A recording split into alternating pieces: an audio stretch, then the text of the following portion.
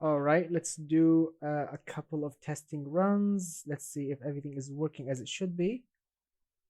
I'm not sure yet if it's working. Let me make sure everything is actually working. Hello, Mr. BeamNG. Hello, Mr. Irfan. Hello, Mr.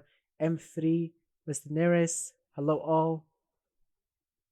Let me make sure everything is working as it should be.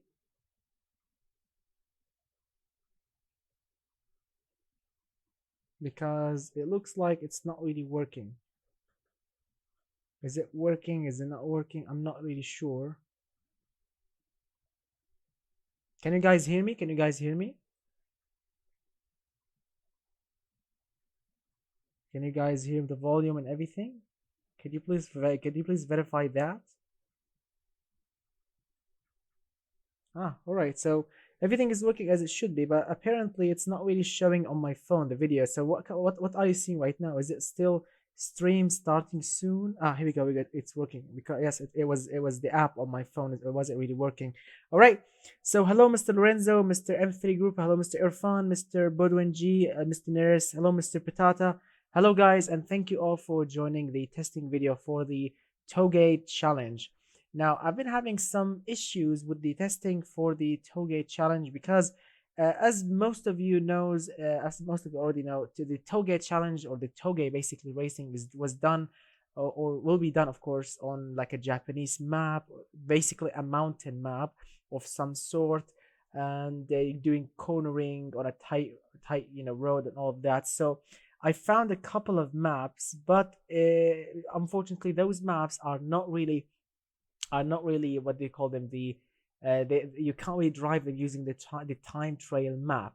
So what I'm going to do here is I'm going to do something that you may have seen it in the past, which is of course using a thing called a distance timer. So I have my trusty book in front of me. Let me take a piece of paper because what I'm going to do is I need to write manually because of these weird maps, because these weird maps, they don't have any type of course, as I mentioned, time trail things so we can use. So we need to go to freedom basically, and use these things manually. So let's enjoy, and of course let's explore your awesome cars. This is the map in particular that I mentioned. It's called Mount Akina Toge. As you can see, the picture or the thumbnail is basically a Toyota AE86 drifting around corners, which is what you can expect basically from like Initial D and all of these awesome things. So let's fire up this map. Let's start from the top because of course being a Toge race, that means you need to go from top to bottom, not the opposite. So here we go. It's loading. Yeah. All right, gentlemen. So let's say hi to hello, Mr. Tumeret, Mr. Matata, Mr. Who else? Mr. Patata as well. Yes, Mr. Lorenzo. Yes, awesome indeed. So yeah. So guys, I'm really happy that you are here. I got some really really awesome cars, amazing cars really. And this is the first time. This is the first actually for me because on my book right now in front of me we have one, two, three, four, five, six, seven, eight cars with stars. Yes, my friends, with stars next to their names. Yes, stars, my friend. So let's see what we have. Of course, this is the distance timer. As you can see, what I'm gonna do here is I'm gonna set a distance of, let's say, 3,000 meters, means a 3 kilometer range, or 3005, as you can see. And we're gonna launch the car from here, drive this distance, and then we're gonna see how much time that car took to complete this particular distance. Now, a couple of things that I need to do first, which is make this thing a little bit smaller so I can actually see the map better, like so. And as you can see, everything is running as it should be because this map has no time trail map. It's relieving. It's a downhill, not uphill. Yes, it's a downhill. Yeah. So it's initial demounting. Yeah, that's what a lot of people told me. Because I'm really really excited for that. All right, gentlemen. So let's open the cars and see what you guys submit for the challenge. Starting with the first one. This one is called the AM Eurosport 2. Basically, that's the name of it. Let's check out and see how this thing looks. This is as I mentioned, the AM Eurosport 2 According to my book, this thing has a 400 horsepower, 2.7 liter inline 6 turbo. It's rear-wheel drive, weighs 1,336 kilograms, goes from 0 to 100 in, let's say, in 4.3 seconds. And this thing has scored 208.4 what do you call it, total category points. Now, as you can see, the styling is, as you can see, pretty much JDM old school pop-up headlights, which actually look like, they look like Corvette pop-up headlights, to be honest with you, from this angle. And yeah, we have active aerodynamical fins and things at the front. As you can see, those special rims. It's yes, it's a mid-engine, not really rear engine. This is a mid-engine setup. Here's the engine with all of its glory, the intercooler, the turbo, and absolutely everything, which looks absolutely awesome. Now, I don't know if you guys have seen it or not, but BeamNG.drive got updated. It got updated with an amazing update, and of course, Automation Game as well got updated. Now, this update contains a lot of awesome things, but one particular awesome thing which you will guys be happy about. Now, when you design any car in Automation Game, do you remember the air-fuel ratio? That slide, the air-fuel ratio, before the ignition timing in the engine bay, in the engine designing room. This air-fuel ratio, if you bump it too high, if you actually slide it too rich, you can actually hear your engine popping and banging and shoot flames, basically, in Automation Game when you test the engine. And that was only in Automation Game, but thanks to the latest update, the engine can now shoot flames even in BeamNG.drive. I'm not joking. The engine also pops and bangs if you are running your engine too rich. Let me demonstrate. Now, as you can see, this car, as I mentioned, inline 6 turbo, but it's running a little bit rich. So check this out.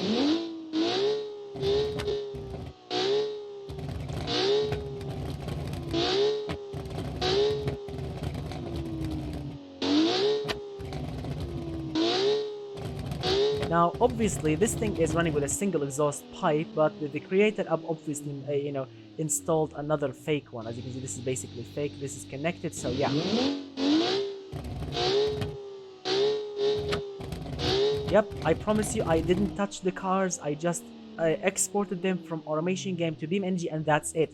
My friend, my dearest friend, Mr. Batteryman, told me about this latest update. He told me every single point about it, like new exporting features and all of that. But yeah, this is the bit that really interests me. No, I drove my old cars, all of them. They are running perfectly fine, my friend. All right, so this is the first car. Then let's cross our fingers because it's a rear-wheel drive, 400 horsepower monster. So let's see. Let's see how this thing will run.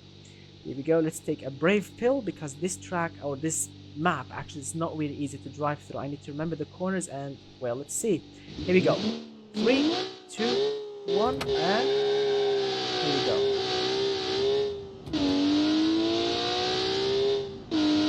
As I quite remember, there's a corner somewhere right. Ah, here we go. And then another corner.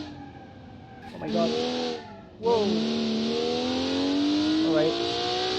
I think we have destroyed the suspension. It's okay, it's still running.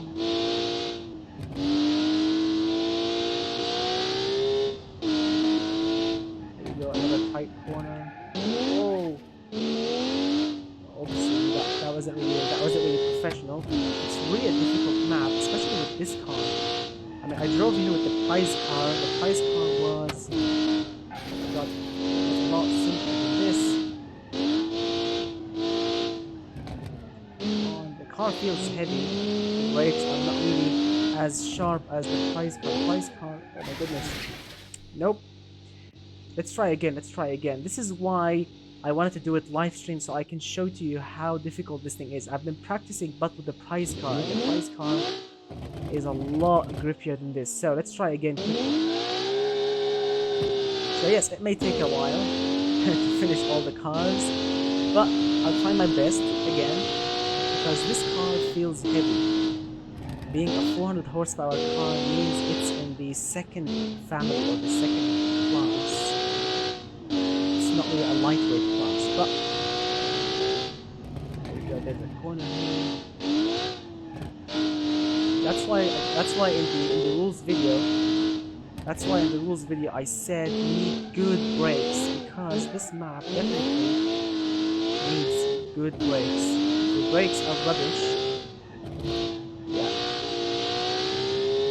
You know what will happen. Alright, there's a corner here between trees, yes, and then another corner right. Now another one left. Tight one, come on, come on. Just would love to understand a little bit.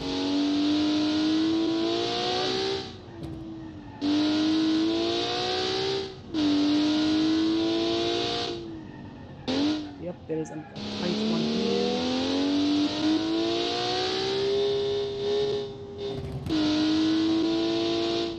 Ah, we got. I love Japanese road because before a tight corner, the government puts like a marking on the tarmac, like yellow marks, which indicate like be careful. There's like a tight corner. I love that. You know, so you don't basically kill yourself. I remember this is like a little straight hit. Whoa, whoa, whoa, whoa. Whoa, that was absolutely terrifying. I'm sorry, I can't read your comments. I'm just... Oh! We need to stop. I forgot about the time. I was continue driving. Oof, my goodness. So 1 minute 51 for the first car. Alright, not a bad start. Not a bad start indeed. Wow, wow, wow.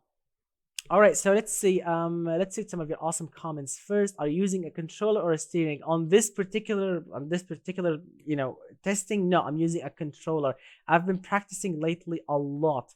I've been practicing with the Nova SS. I've been practicing with the AE86 car that I made in the past. I've been practicing on the steering wheel, but on this particular occasion, no. I really need the steer. I really need the controller so I don't crash every single car here. So yes, I'm using the controller right now, but I'm practicing, and soon I'll be start recording and doing videos on the steering wheel. Unfortunately, I don't want to destroy it because I've been playing so much on it and it's getting actually very, very warm. I mean, I'm afraid of burning it or destroying it because yeah, I've been doing a lot of crazy things with it, and it's really, really getting warm. So I don't want to destroy it. All right, so the first car what we have, as I mentioned, is the AM. Here we go, AM. I'm writing it down. Eurosport.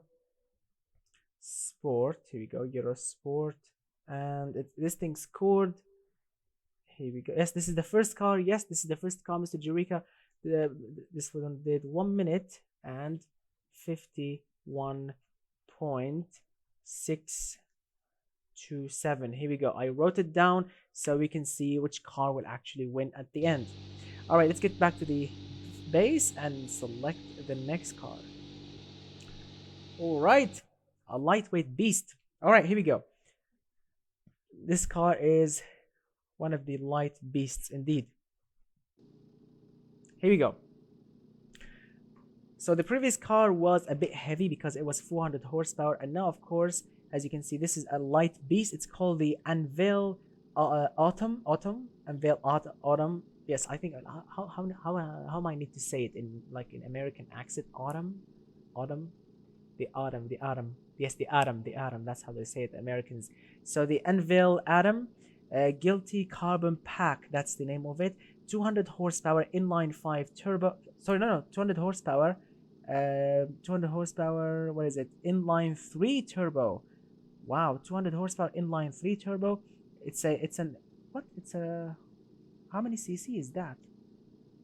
800 and something cc. Wow, that's a compact engine. So it's an inline 3 turbo, very, very compact. I think 800 cc, rear-wheel drive, and weighs 842 kilos.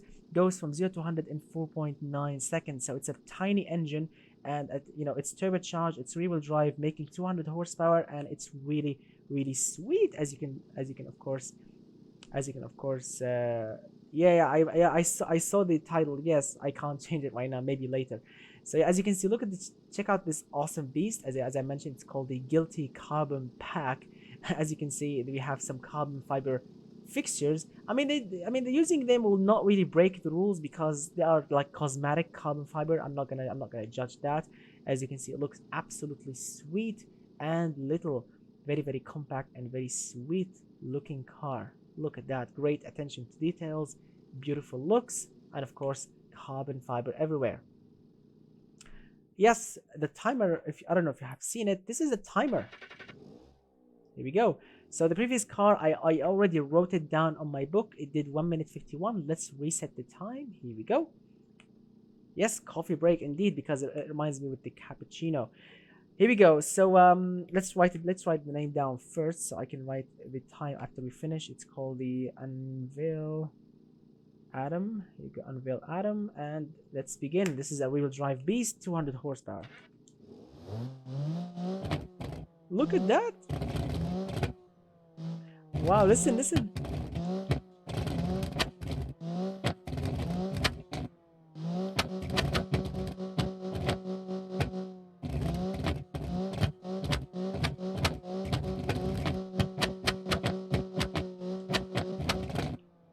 Sweet!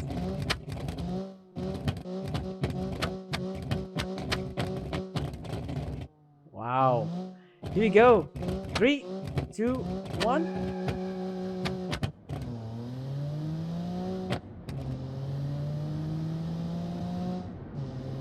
Look at that. Hey, this thing goes nicely. Whoa, listen to that exhaust. It's a quiet exhaust, but also shooting and popping and banging. That's what I wanted from a long, long time. And it fits the occasion, because those compact cars like K cars and like this, for example, on this occasion, the Cappuccino body fits absolutely perfect. Yeah, just getting crazier and crazier with time, yeah. Crazier, better, more awesome with time. Wow, look at that, because this thing is so light, it's so nimble, it's so sweet to drive. The previous car was really heavy. The suspension wasn't really, I mean, you can feel the suspension on the previous car was trying really hard to compensate the weight, but you just cannot do it. Just really difficult to control that immense weight. So for everyone that actually went with the light class in this challenge, my friend, you nailed it, because the light class is the fun class.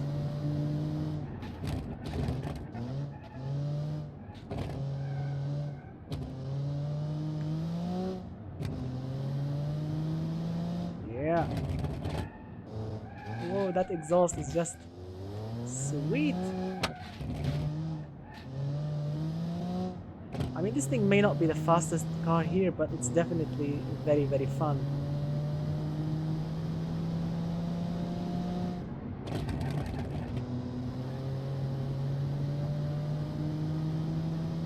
Here we go, and across the line. Amazing. Wow, look at that beast.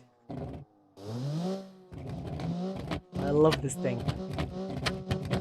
I love this tiny little beast. All right, so this awesome car did 1 minute 55.8. That's really awesome. 1 minute 55.8. It's not faster than the previous car, but this thing is definitely an amazing machine. I definitely enjoy driving it more than the previous car, because this thing actually feels so nimble, so awesome, and it can actually be a crazy car. This thing can actually oversteer very easily if you are not really careful with the throttle. This thing can actually oversteer really hard. So it can also drift if you want to, but you need to practice first, so you can make sure you don't crash around the tree. We can't see the time. It's up there. You can't see it? It's up there, my friend. Look at that. It says best time 1 minute 55.870. Can you please move the timer? Move it where? Left? Right? Move it left? Okay. Let's move it left here maybe. Okay. That's good. What do you mean you can't? Where's my phone? Let me check the video. Are you sure you can't see the time? Let me open my phone, check out the video myself, and it's not working, the video. Thank you YouTube. Here we go. Come on, open up. It's not working on my phone. So what, is it working right now? Okay, great. All right, gentlemen. So the second car, 1 minute 55.870. Amazing time. The previous car was 1 minute 51. So this one is a like 4.2 seconds slower. But I really had so much fun with it. Very, very nice work, my friend, on the creator of this car. Looks awesome, drives awesome, and of course with the new popping and banging exhaust, this thing is just a riot. Amazing. Here we go. Let's select the third car and see what we have. All right. Would you like me to do a lap or to do, a test run with the prize car, the Alipo R, so we can see the difference? Would you like me to do a test run? Would you like me to do a test run with it to see how this thing will, run?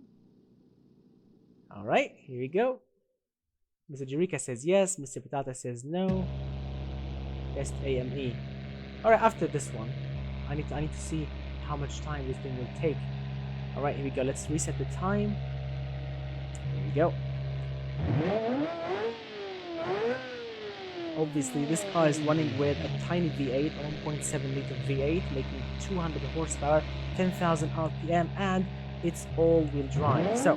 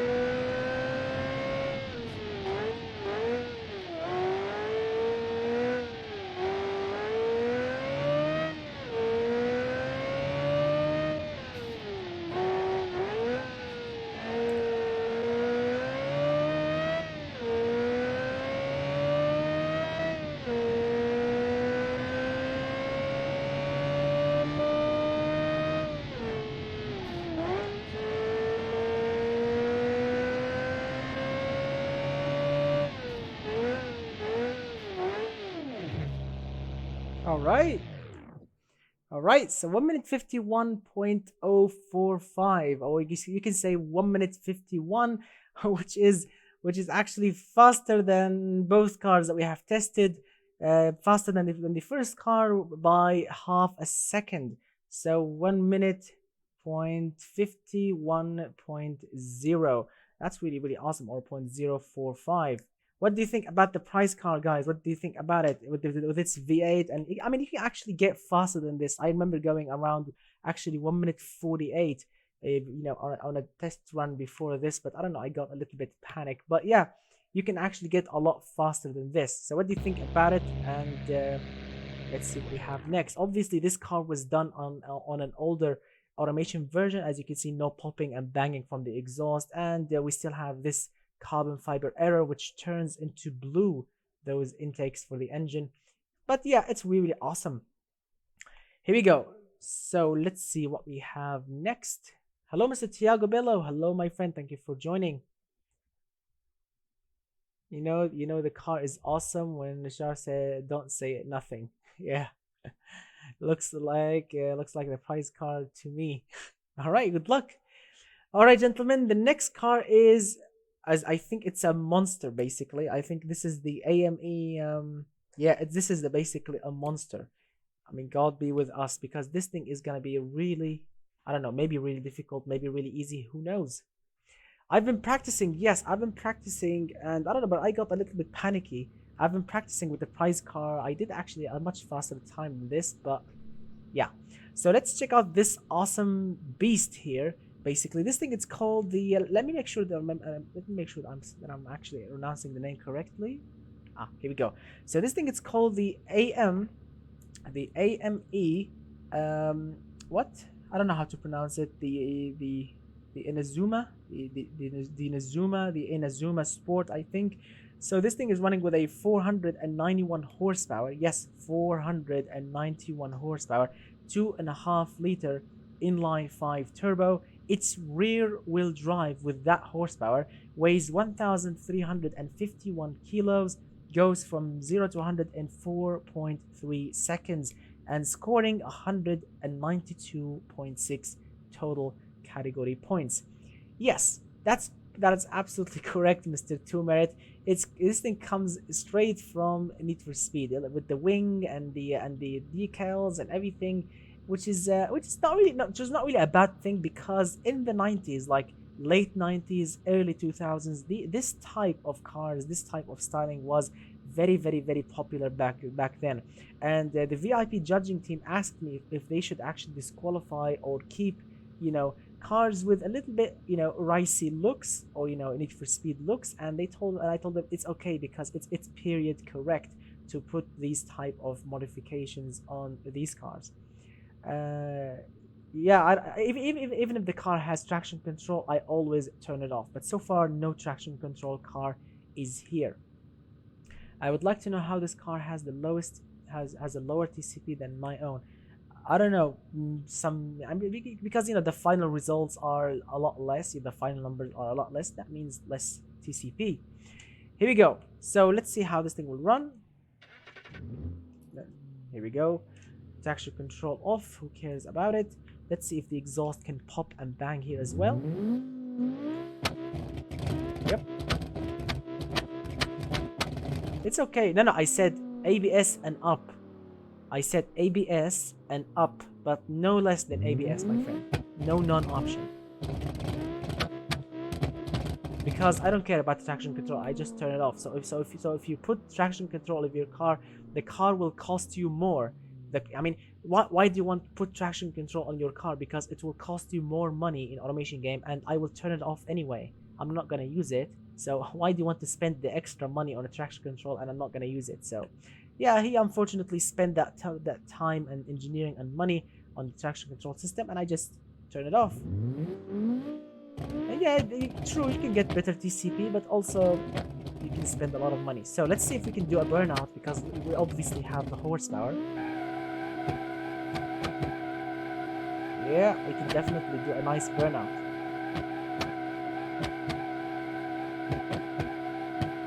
And the car will definitely overheat.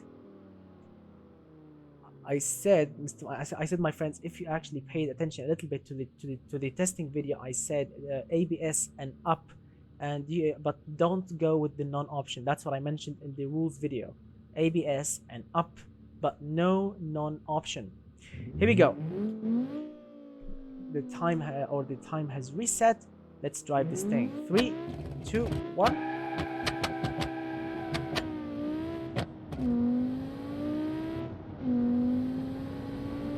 This is definitely faster. This is definitely much faster. Oh, the brakes are actually strong enough. Alright, so this thing actually can be nice to drive. Here you go, let me focus.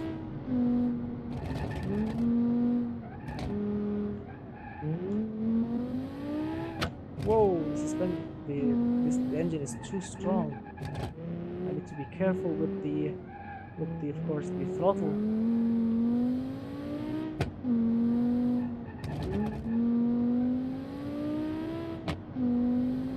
Is very strong.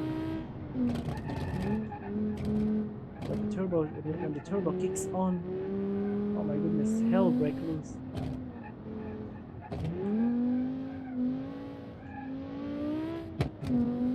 Being super careful with the throttle, because if I push it too much, this thing will actually drift like a crazy beast, or slide into a tree or something.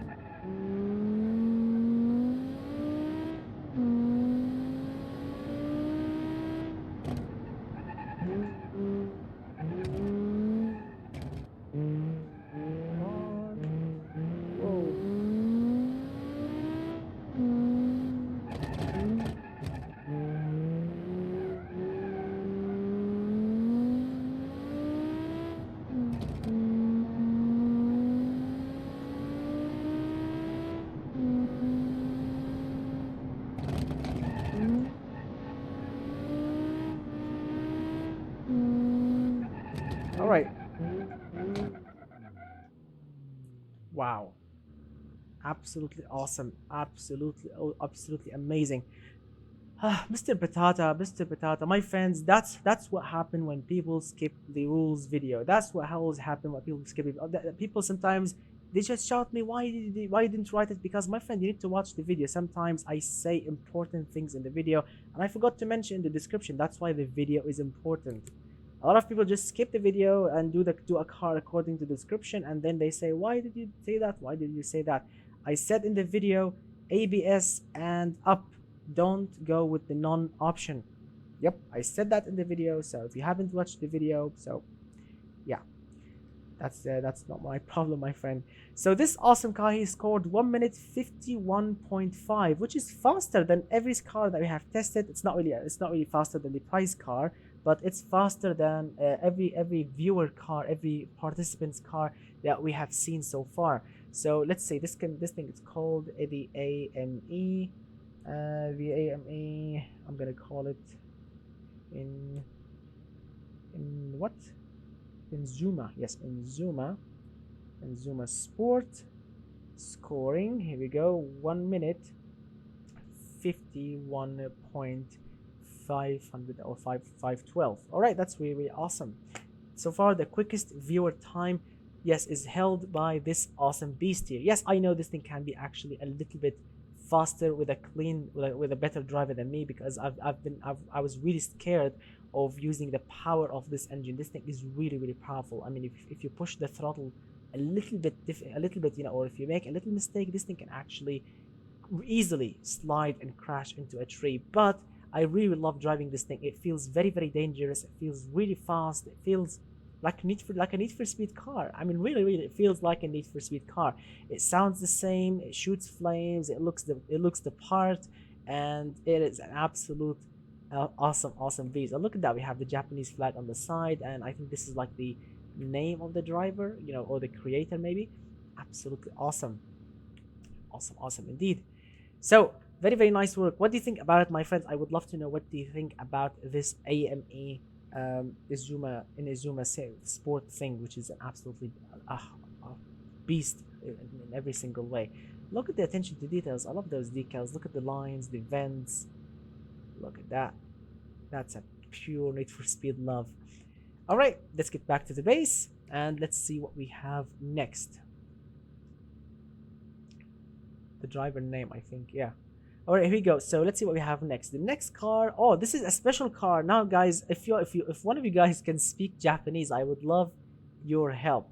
This thing is called the Apollo Challenger US Import something. I think this is like a US import, US imported like for domestic market or something. You know what do you call it? You know, US imported car for Japan. So let me show it to you. Yes, it's a proper awesome car. And it has a star next to it, as of course the AME Azuma and the Envil Atom. So far we have three. So far we've seen 3 cars with stars.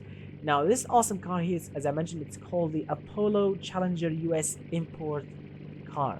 As you can see, it looks pretty sweet. As you can hear, a V8 under the hood, which is pure American.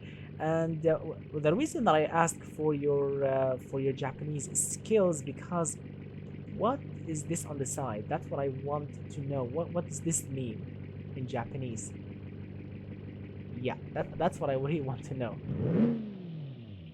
Yeah, because this is why the muscle car rims, because this is an American imported car. That's the name of it, the Apollo Challenger, as you can see, and the American flag on the side with Japanese writings on it. I don't know what does that mean. I really hope this is not actually offensive in any way, because I don't speak Japanese. But it looks sweet, and it shoots flames from its V8.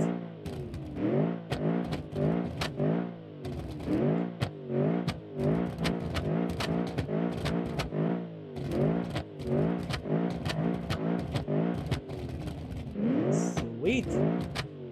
So the Apollo Challenger US, this thing is running with a 5-liter V8. It's rear-wheel drive, 1,396 kilograms, goes from 0 to 100 in 4.6 seconds, scoring 197 total category points. Yeah, so that's a proper beast basically. I really hope this V8 is actually tameable and controllable around corners. So let's start by writing the name of it on my book, so I can just write the name later, the time later. Apollo.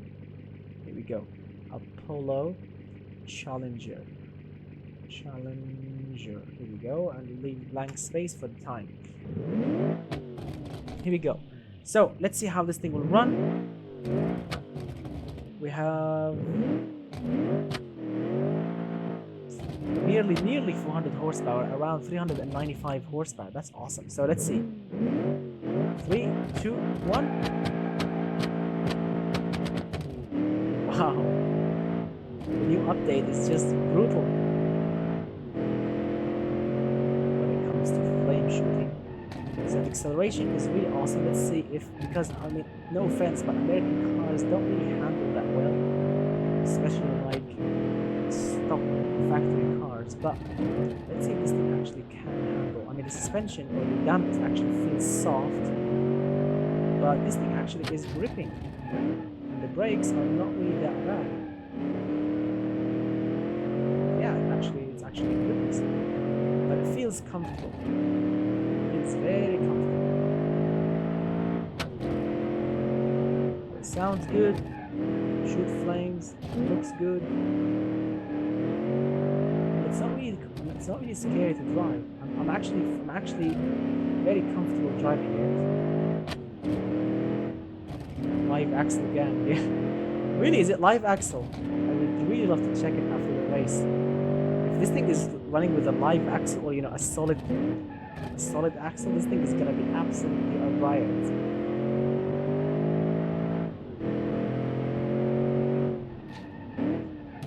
Surprise, this thing actually is a lot safer to drive than the previous car, the previous Need for Speed car.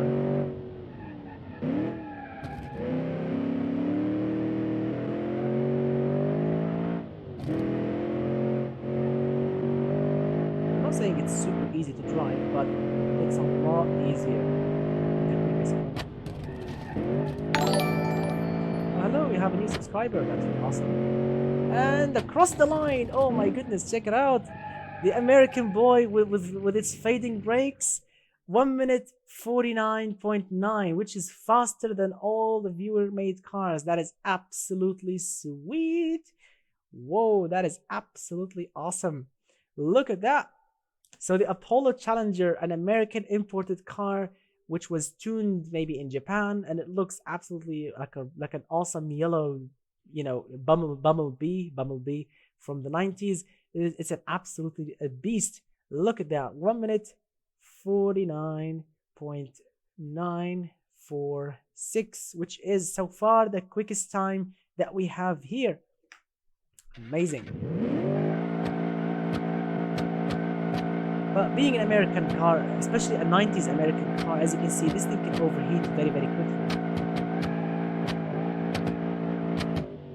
Yep. And as I mentioned, check out the roll angle on the car. Yeah, it's pretty soft, as you can see. All right, nicely done, my friend. Nicely done indeed. Yes, check out the axle. Yes, we have a solid axle coil. Yes, we have a live axle. Whoa, that is absolutely awesome. Look at that. Very, very basic technology in the back, and it's a winner. Amazing. Listen to that V8.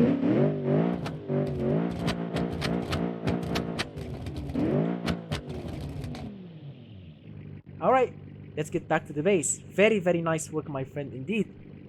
Very, very, very nice work, my friend. This is a true USA inspired how can I say it? A USA inspired JDM car. I know it's weird when you hear it, but you know what I mean. I mean, look at that. We have muscle cars, we have the American flag, we have a rear live axle, we have a V8 in a car that looks like one of those Japanese JDM garage tuned cars. It's an absolute awesome.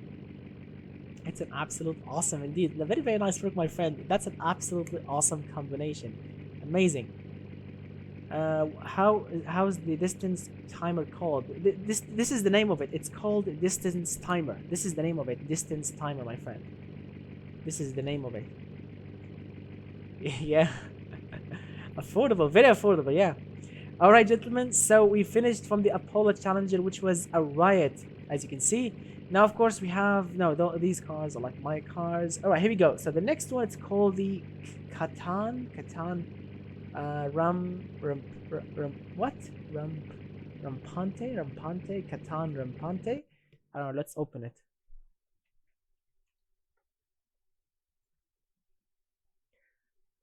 I mean, Mr. Tiago, I mean, it's not really a muscle car because it can handle. If you want a muscle car, try driving the Nova SS on this mountain. You will crash on the first corner because that is a muscle car. It can't go around the corner. But the Challenger or the Apollo Challenger, yeah, that thing can go around corners in a comfortable, smoothly, grippy way. Yeah, so that's the difference. Yeah. Yeah, I'm reading your messages, Mr. Jurika. I'm reading the messages, but sometimes the message just disappears because a lot of people like will write messages after you, and your message like goes beyond the box, and it's just goes beyond the box. So and I cannot read it again. I can't scroll up, but absolutely awesome. Yes, muscle cars can drift around corners. Yes, if you have seen the Nova SS video, the previous video that I made, or the latest video that I made on YouTube, you can actually see what I'm on about. That Nova can take corners, open corners, not tight corners. You need a huge space if you want to drift that big, heavy American muscle car. You need a huge space, but in a tight space, JDM cars can do the job much more, neater and, easier. But American muscle cars, if you want to drift them, you need a huge space. Yeah, for their immense size or crowd. Oh my goodness. All right, gentlemen. So the next car, it's called I forgot the name of it. It's called, I don't know. Yes, Catan, Rampante, something like this. 396 horsepower, 2.5-liter inline 5 turbo. It's all-wheel drive and it weighs 1,250 kilograms. Goes from 0 to 100 in 3.9 seconds, scoring 204.6 total category points. Yes, Rampante or something like this. So this is basically how it looks. At first, to be honest with you, I thought the front looks a little bit basic, those basic headlights. But being a 90s or early 2000s car, I just said to myself, no, I'm gonna just keep it in. And look at that, it has everything you need in a street tuned car, basically. In the 90s, it's a mid-engine. Look at those amazing attention to details, like the rear glass window for the engine cover. Those I don't know if these are like aftermarket. It says body shop on the side. I think this is where the body kit was installed. It's called Aruna shop. So yeah, as you can see, and also this is a little bit unrealistic, but I think this is not really a YouTube logo. This is lube. Lube means like an oil shop, maybe like a lubrication oil changing shop. But yeah, I like it. It's really awesome, and it's not that bad. It's really not that bad, to be honest with you. It looks, especially from the rear is really not that bad at all. So this Catan thing, as I mentioned, is an inline 5 turbo. Yep. Mid-mounted exhaust. That should be awesome to see. Let me write the name of it. It says, I'm gonna just write Catan, and that's it. Here we go. So let's give it a go, guys. Here we go. So 3, 2, 1. It's all-wheel drive. So let's hope this thing actually is a grip monster, not an understeering monster. So the acceleration is beautiful, of course, being an all-wheel drive car. Whoa, this thing is a slidey boy.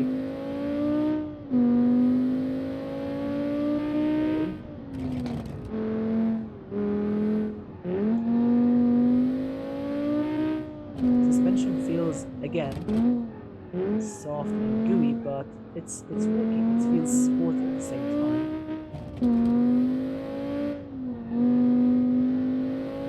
Tires are definitely grippy. The car feels a little bit heavy, or at least heavier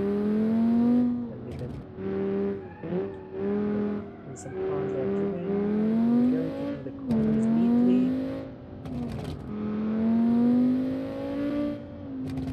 Exhaust noises are amazing.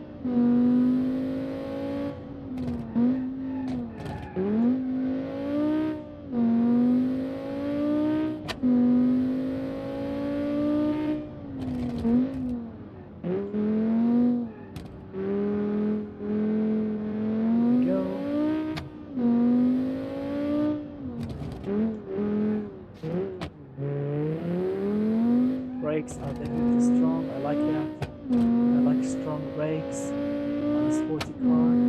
Here we go, let's put the hammer down.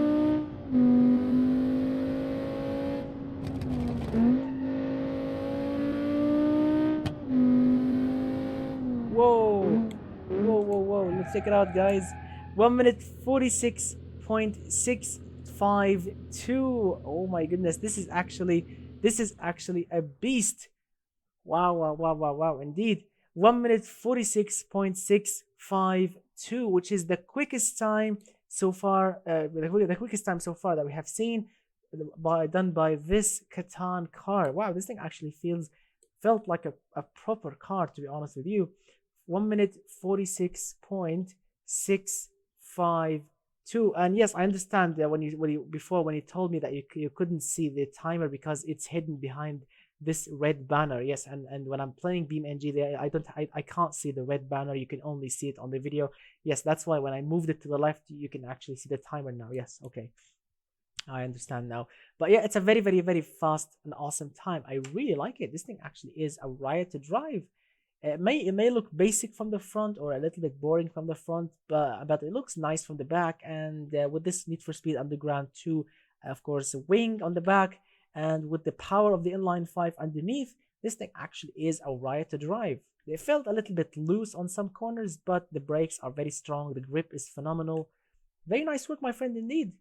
Awesome. Awesome, awesome, awesome indeed. The rear kicks out. Yes, the rear kicks out a little bit. It felt loose a little bit. I think maybe because of the weight distribution, the engine being in the back a little bit, and due to the suspension and the tire tune. But it's really not bad. It's a controllable slide when it kicks out. It's a really slide. It's a really controllable slide, and I like that. Make a completion drift video. I like that actually. Why not? I would love to do that.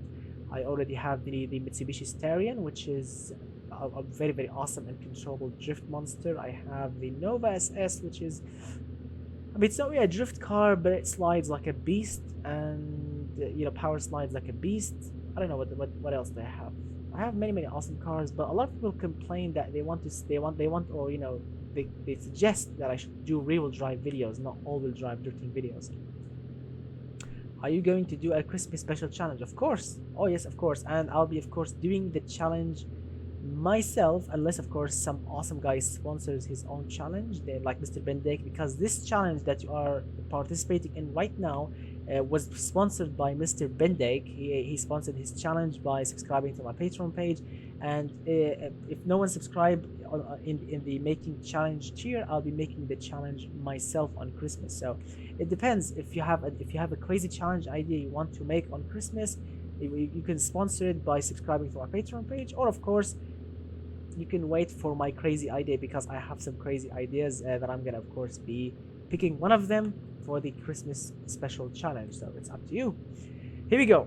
So this awesome car, the Katana, as we have proved, it's so far the quickest one around this track because it was actually tuned properly. So let's move on with the next beast. Of course, this is the Nova, the rusty version that you have seen in the video, with its broken glass and rusty panels. It looks absolutely like a real rusty car. This is the fixed version. Not only it's rusty when it comes to cosmetics, it's also running the same engine but with a lot less horsepower. The Nova SS, this one runs with a 375 horsepower. This one is same capacity, same carburetor, same everything, but it's running with 220. It's like a broken version of the stock engine. I made it to look like that, and it's much louder because it has no mufflers. It's like if the mufflers are destroyed or something. I really like the rusty one. But unfortunately, when you load this thing to BeamNG, those orange and rusty fixtures, they don't show in BeamNG. You can't see them. They will look like white, you know, decals on the car. They won't really look orange or brown or whatever this thing is. So yeah, it's really awesome. I like it. But if you want to see the rust, you need to load it into Automation, not BeamNG. Here we go. So the next car, it's called the Dragoon T400. Yes, this is actually a beast, a true beast. It looks awesome, and I think on paper is a beast. So let's see. The Dragoon T400, the STR pack. So the Dragoon T400 is running with, yes, the Dragoon T400 is running with a 398 horsepower, 3.1 liter inline 6 turbo. It's all-wheel drive and weighs 1,203 kilograms. Goes from 0 to 100 in 3.3 seconds. That is fast. Scoring 202 total category points. Now, as you can see, this thing looks absolutely sweet. Those awesome vents. I mean, I love this bit. Those stacked up vents on the side. The same goes here and there and there. I mean, it gives the car more special looks, as you can see. Yeah, it looks absolutely sweet. Look at that. It's really not bad. It looks actually very, very nice. Here we go. What missed the mark by 3 kilograms? That's a bingo. Yeah, that's a bingo indeed. All right, gentlemen. So this awesome car, as I mentioned, is an inline 6, 400 horsepower, or 398 actually. Yeah, it's like an S2000 on steroids with a lot of vents and a much more powerful engine in the underneath. Here we go. So let's see how this thing sounds.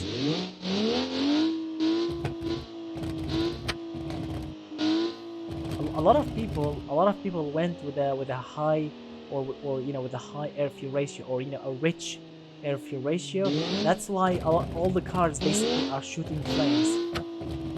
Only the clean cars will actually won't make any smoke or do these noises.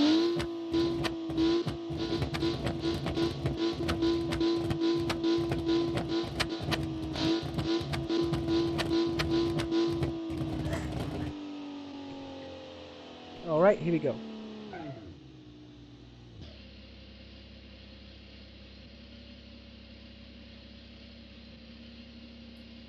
Here we go. Sorry about that. There we go. Let me make sure the microphone is still working. All right, here we go. Sorry about that. Anyway, let's see. Let's have this thing drive. 3, 2, 1. Ah, sorry. We haven't reset the time. We need to remember to reset the time before we kick on. Here we go. So we got 3, 2, 1.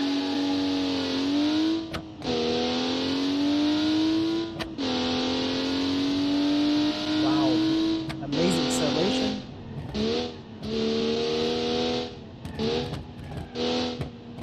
Alright, not really the best brakes, but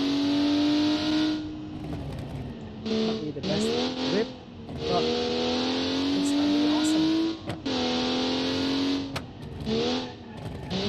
Whoa, the brakes are not that strong.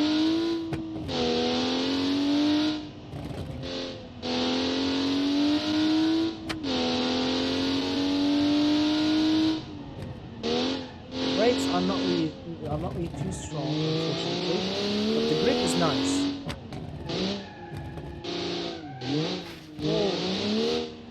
Oh my god, we destroyed the front suspension. That's not great. That's not great. Let's try again. That's not great. Alright, here we go. Let's try again, guys. 3, 2, 1.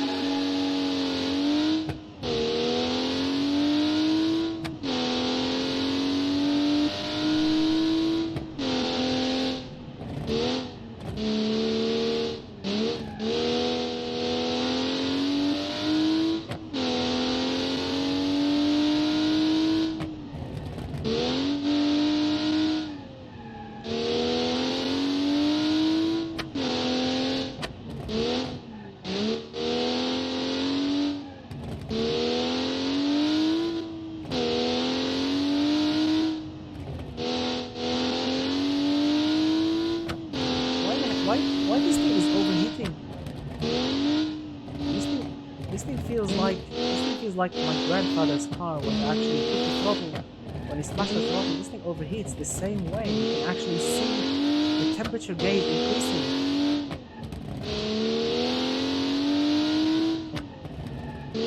Why is it tuned like that? That's not great for a sporty car.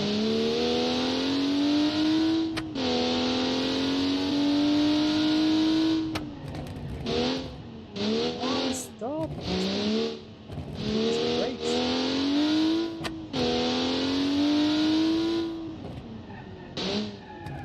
Oh man! I'm gonna continue. I don't care. The suspension. Oh my goodness! Oh goodness! For God's sake! The brakes. Okay, one more last time. I apologize for that.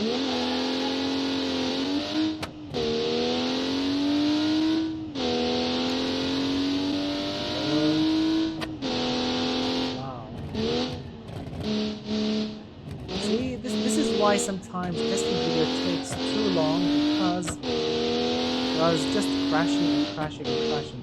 Some cars you drive them and they just grip and they are really awesome. And sometimes you just get a car that makes you angry, makes you smash the controller on the floor.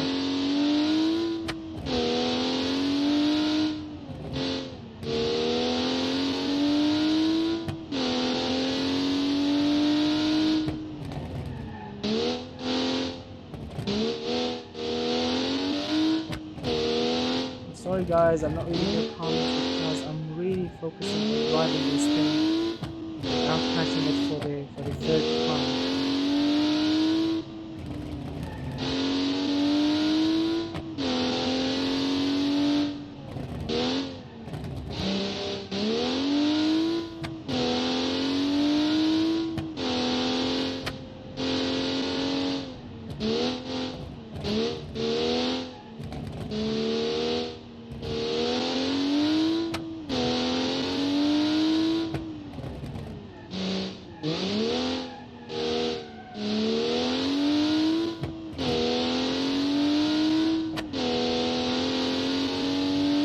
Go, home stretch.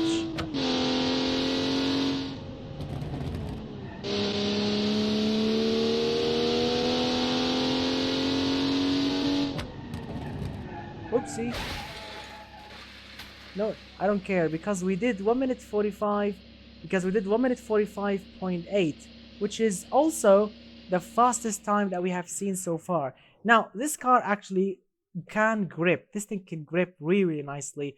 The suspension is really not that bad, but the brakes are rubbish. The brakes are absolutely rubbish. I mean, look at that.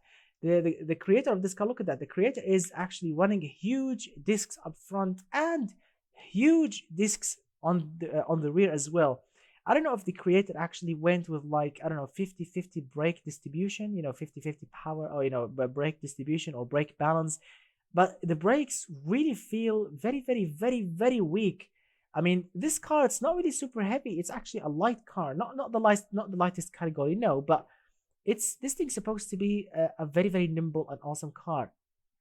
But look at the brakes. Brakes are humongous. Look at the brakes, how large the discs are. I mean, when you look at them, you would expect, oh my god, this car has racing brakes or high performance brakes. But the truth is, they are rubbish. They are absolute garbage, unfortunately. But the whole car is phenomenal. I love it. The engine is awesome. The gearbox is beautiful. The suspension actually was tuned very, very nicely. The tires are grippy. The aerodynamics actually works on the car. They are not just cosmetics, but I really love it. I've been practicing, Mr. Thiago Bello. I don't know if you have missed the beginning of the live stream, but I mentioned I've been practicing on the Nova SS, the AE86, and the Gladiator 1000. I've been practicing with it, but unfortunately it's overheating a lot. I mean, I don't know if it's overheating, but it's getting super warm for no obvious reason. I mean, I'm using the force feedback. I don't want to cancel it completely because it makes the driving more awesome.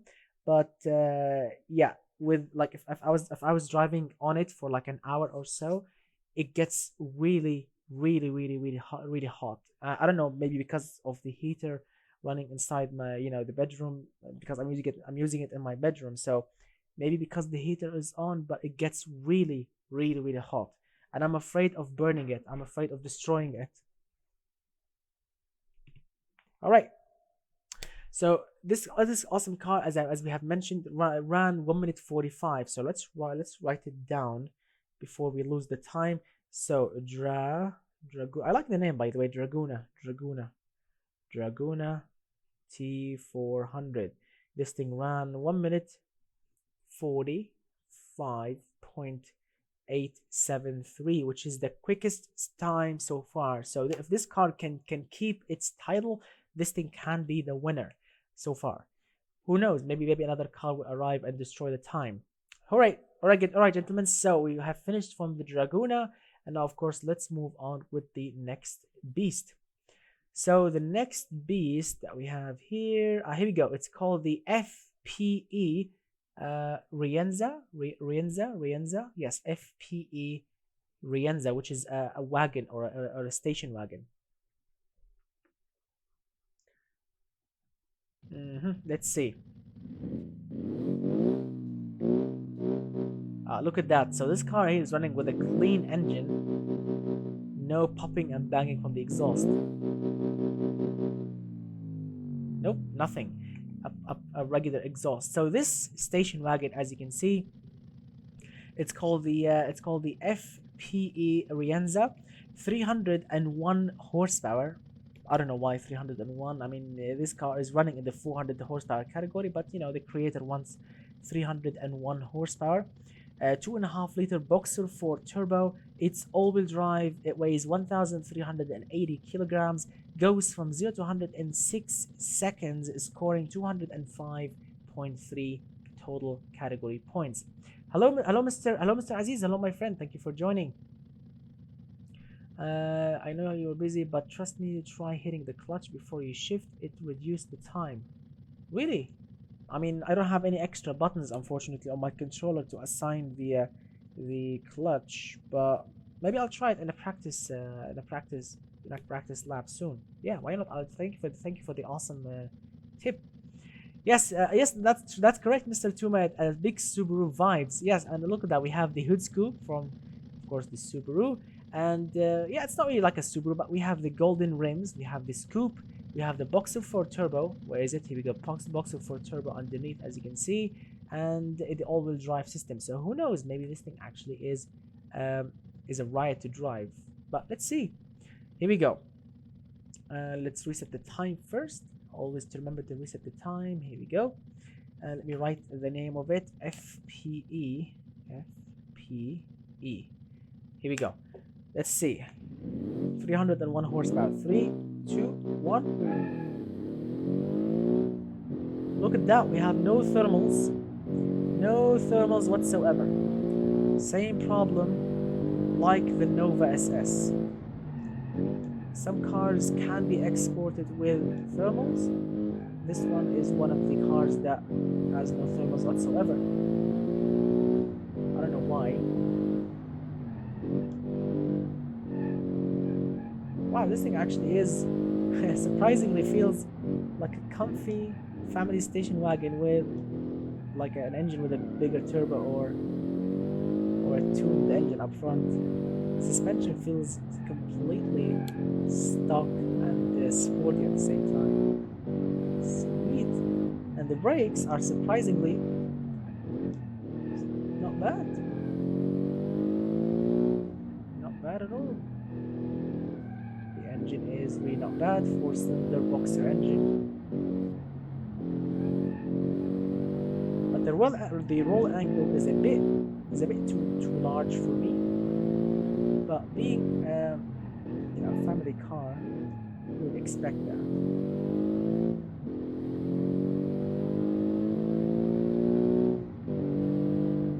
Here we go. Hard corner. Yeah, the brakes are, to be honest, the brakes are actually better than the previous car. I mean, you can actually stop with this thing. You won't just cry and crash into a tree with this thing.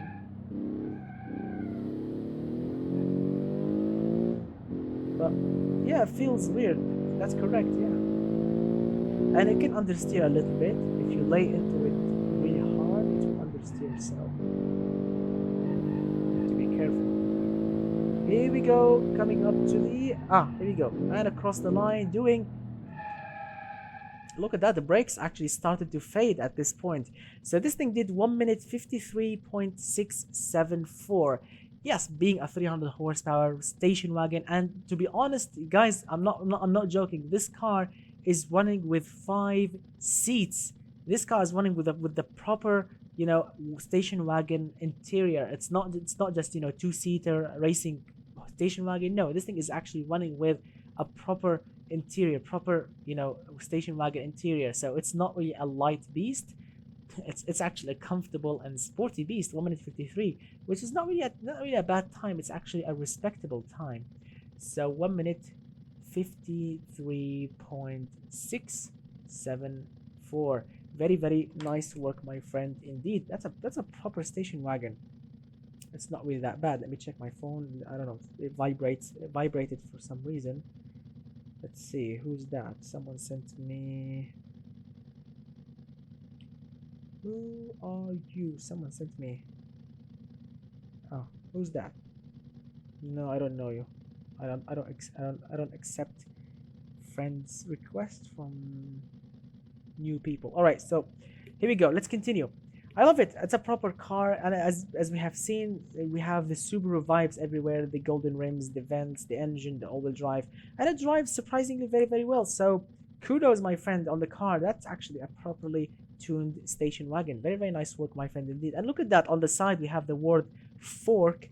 I don't know if this is like, you know, because if you remember on the classic like rally versions of the Subaru, like Impreza and all of these crazy things, if you remember, there were actually some versions with like golden stars or white stars, and you know, the special logo, the special Subaru logo on the side. I don't know if you remember those versions.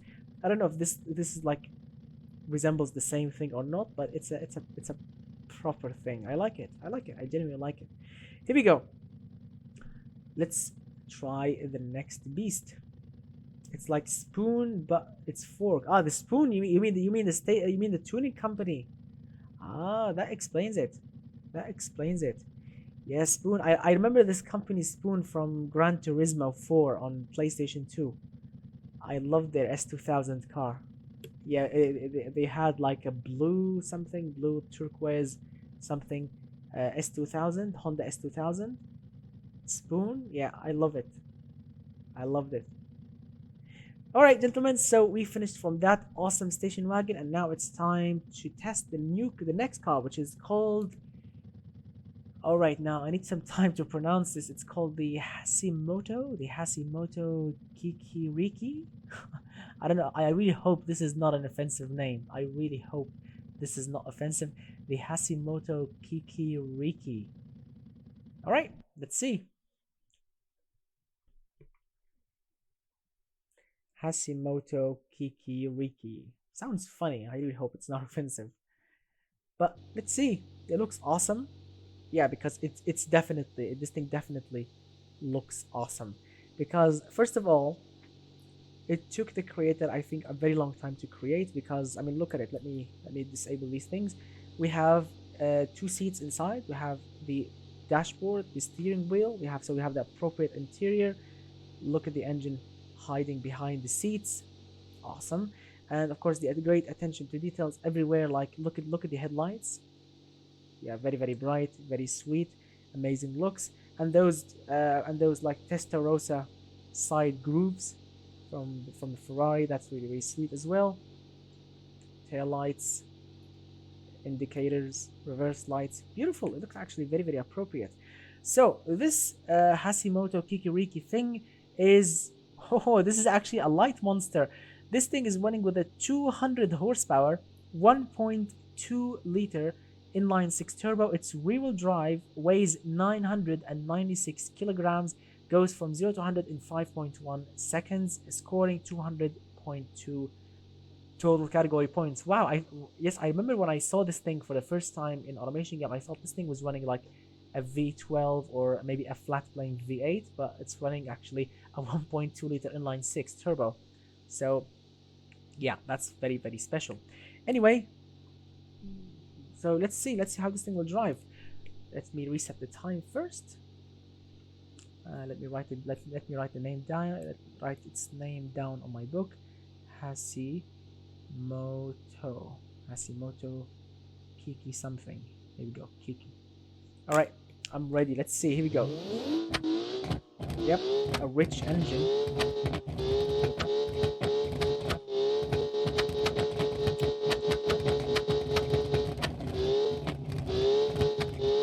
Yeah. Peanuts. Wow.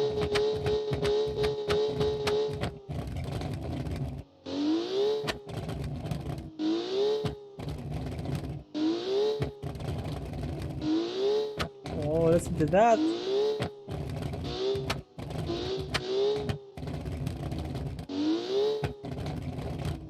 Sweet. Here we go. 3, 2, 1. I really hope I can control it and not wrap it around the tree.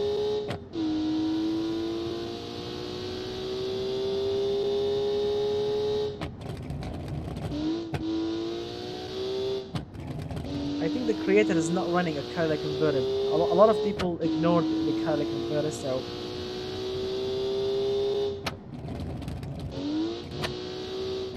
I love just pushing the throttle and then let off the throttle so I can just look at the flames.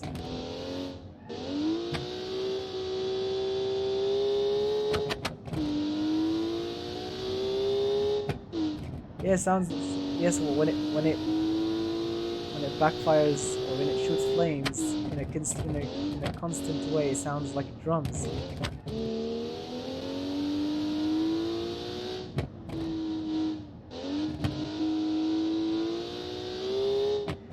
Because this car is not really light, this thing actually weighs around 1,000 kilos. This thing weighs a ton, but it's running with a 200 horsepower engine, and it feels it doesn't really feel fast. No, it feels subtle, very subtle.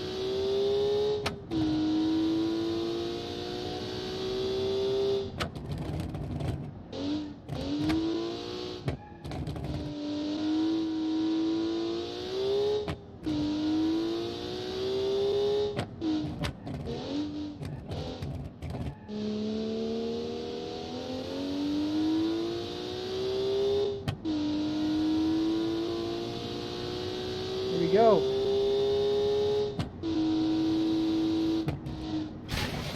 Oh my goodness, what happened?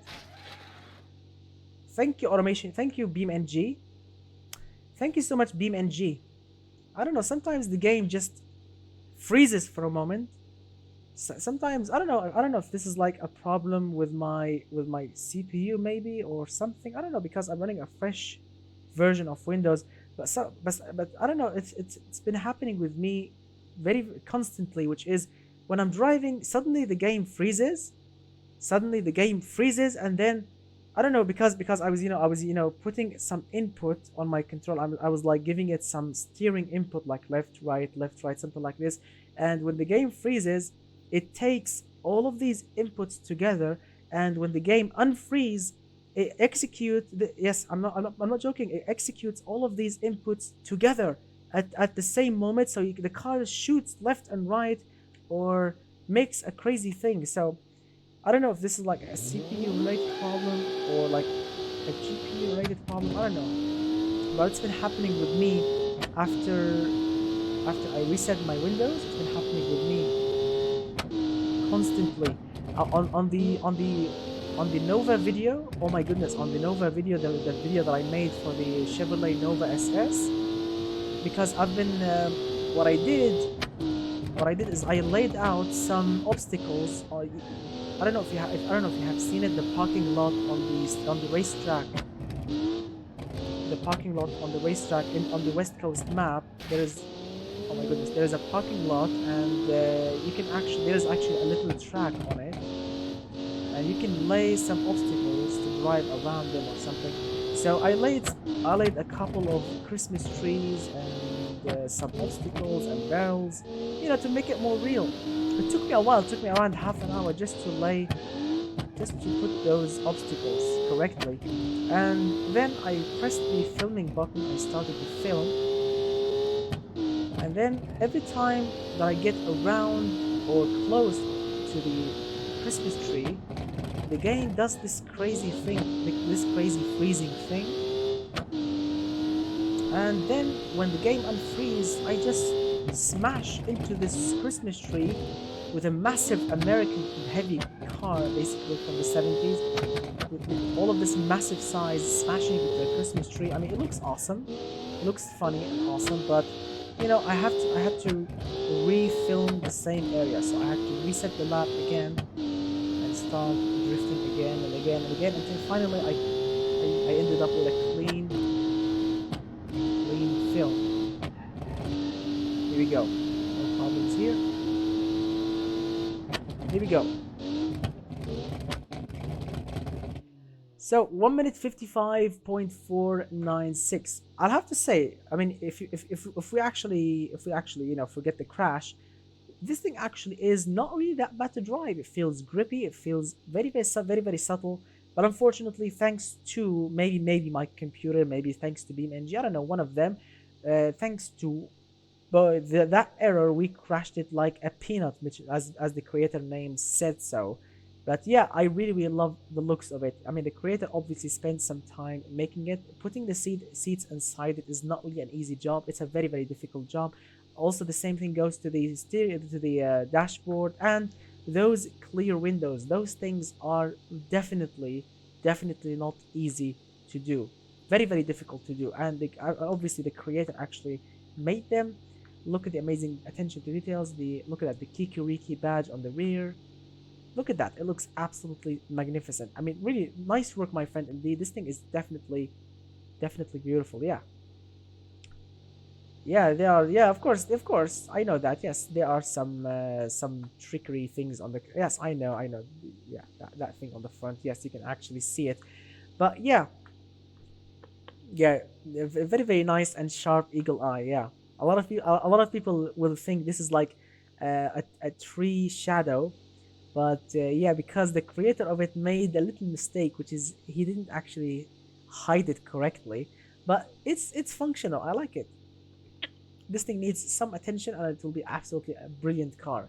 So 1 minute 55. Here we go. 55.496. Very nice time. Very nice and respectable time. And unfortunately, this thing is the slowest car here so far. 1 minute 55.4, or you can say 1.5, which is the slowest time so far, goes to the Moto Keke Ricky thing. Yeah, this is the slowest time here because it's a 200 horsepower 1-ton car. Basically it performs very well, but it's not quick enough. But very nice work, my friend. Indeed, I really like it. Genuinely awesome work. Here we go. So the next car, it's called the Hazuki Tuned S. Hazuki. All right. Yeah, nice work, Mr. Jurika. Nice work indeed. Here we go. That's a nice looking beast. That's a nice looking car as well. So this car here is called the Hazuki Tuned S. All right, gentlemen. So, okay, so as I mentioned on Discord, I already selected the top 20 cars. I already selected the top 20 cars, and 4 cars got disqualified for not really scoring enough total category points. But I thought to myself, I don't want to be harsh on people. I want to test all the cars because I always pick 20 cars, and being on a live stream, I thought to myself, okay, let's pick those extra 4 cars. They will not really do any extra harm. Let's see how they perform. And this is actually one of the 4 disqualified cars, because this thing, the Hazuki thing, this one scored 173.1 total category points, because that is really low. I mean, all the previous cars are in the 90s and the 200 range. This is the 70s, 173, and this one actually was from the disqualified cars for getting low total category points. I mean, this car didn't break any rules, and the car actually looks beautiful, but it scored low total category points. But I thought to myself, why not? Let's test it.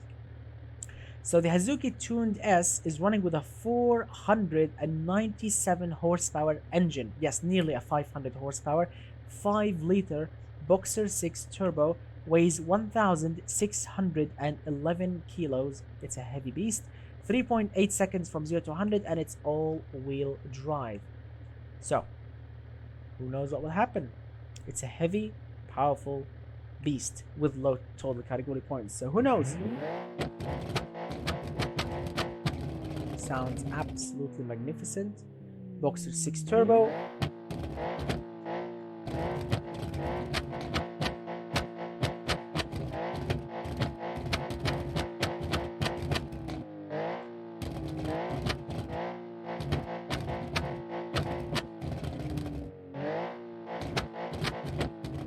Here we go. 3, 2, 1. 500 horsepower. 1,600 kilos. Let's see. I really hope the brakes can actually stop this thing. Oh my goodness, the brakes are not that strong. And the tail lights are so bright.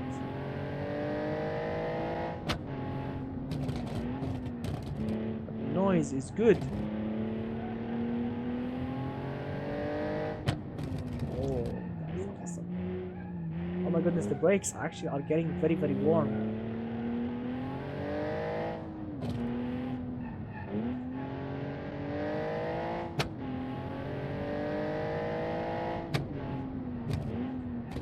My goodness, the exhaust sounds amazing and the brakes are fading. Oh goodness. Come on. Oopsie. We may have bented the front suspension a little bit. But it's still running strong-ish. Oh my goodness, the brakes are smoking. The brakes are definitely smoking. Oh my god, no brakes. No brakes whatsoever. They are fading and smoking. Stop!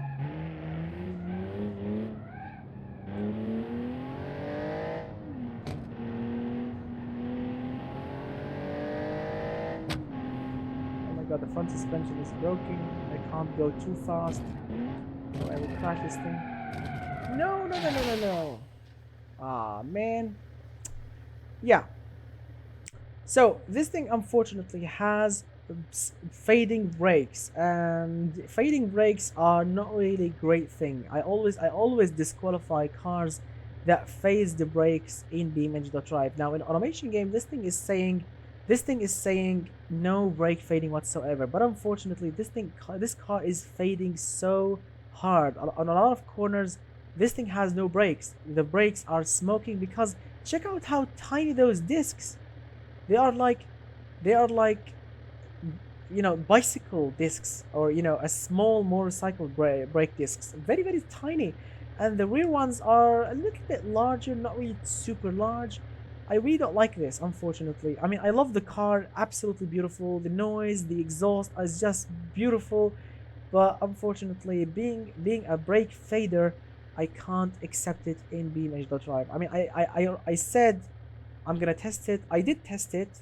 It performs very nicely, but the brakes are ruining the car. Yeah. So unfortunately, this car is disqualified for having fadey brakes. I can't accept a fadey brake car. Yeah, so better luck next time, my friend. For the creator of this car, very nice work. I love it. I love the noise. I love the looks, but the brakes are absolute rubbish. Do you still have the Yukio something? I don't know. I need to check it, but yeah. Alright, gentlemen, so better luck next time to the creator of the Hazuki. I really like it, but being a brake fader, I'm not really interested in it, unfortunately. Fix the brakes, and this thing will be an amazing car. Just fix the brakes. Fit appropriate brake discs on it and pads, and this thing will be a riot to drive. Anyway, the next car is called the Hydra R-Type, which is also another monster. The low TCP cars, Mr. Kamstali, are only 4 cars. So far, we have driven one of them, so that means we have 3 cars left. You know, 3 low TCP cars left only. So this beautiful beast here, because I mean, look at that, it's a beautiful looking car, and this beautiful looking car here is called the Hydra R Turbo, or sorry, Hydra R-Type, is running with, and I'm not joking, 500 horsepower, 3.2 liter V10 turbo. Yes, my friends, a 10-cylinder V10 turbo engine, 1,351 kilograms, only 1 kilo, you know, only 1 extra kilo after the limit, which is very, very neat. 3.3 seconds from 0 to 100, and of course, it's all-wheel drive.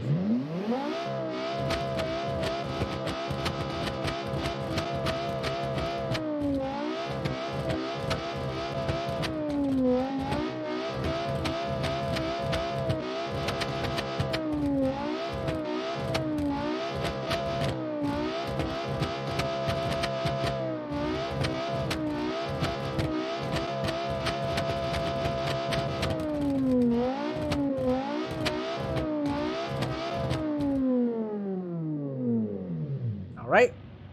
Now that's what I call a noise. So 500 horses. Here we go. Let's take a brave pill and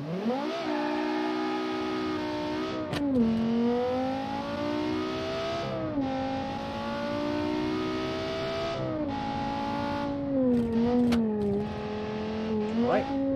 Brakes are so far very, very strong. I like that.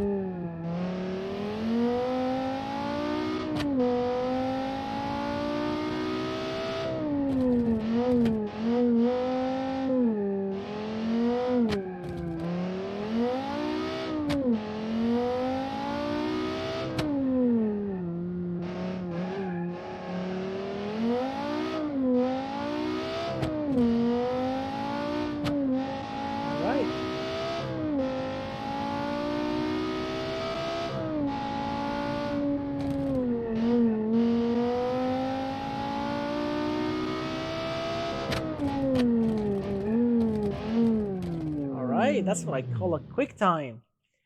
Wow, 1 minute 46 point. Let's see, 1 minute 46.655. Wow, that's a beautiful time. Not the fastest time here, of course not, but it's a very, very, very, very fast time. Yes, wow, this thing actually came very, very, very, very close. This thing came very, very close because first let me write it down. Let me write it down and explain it. So the Hydra, come on, pen works. Hydra type R. Here we go, scoring 1 minute.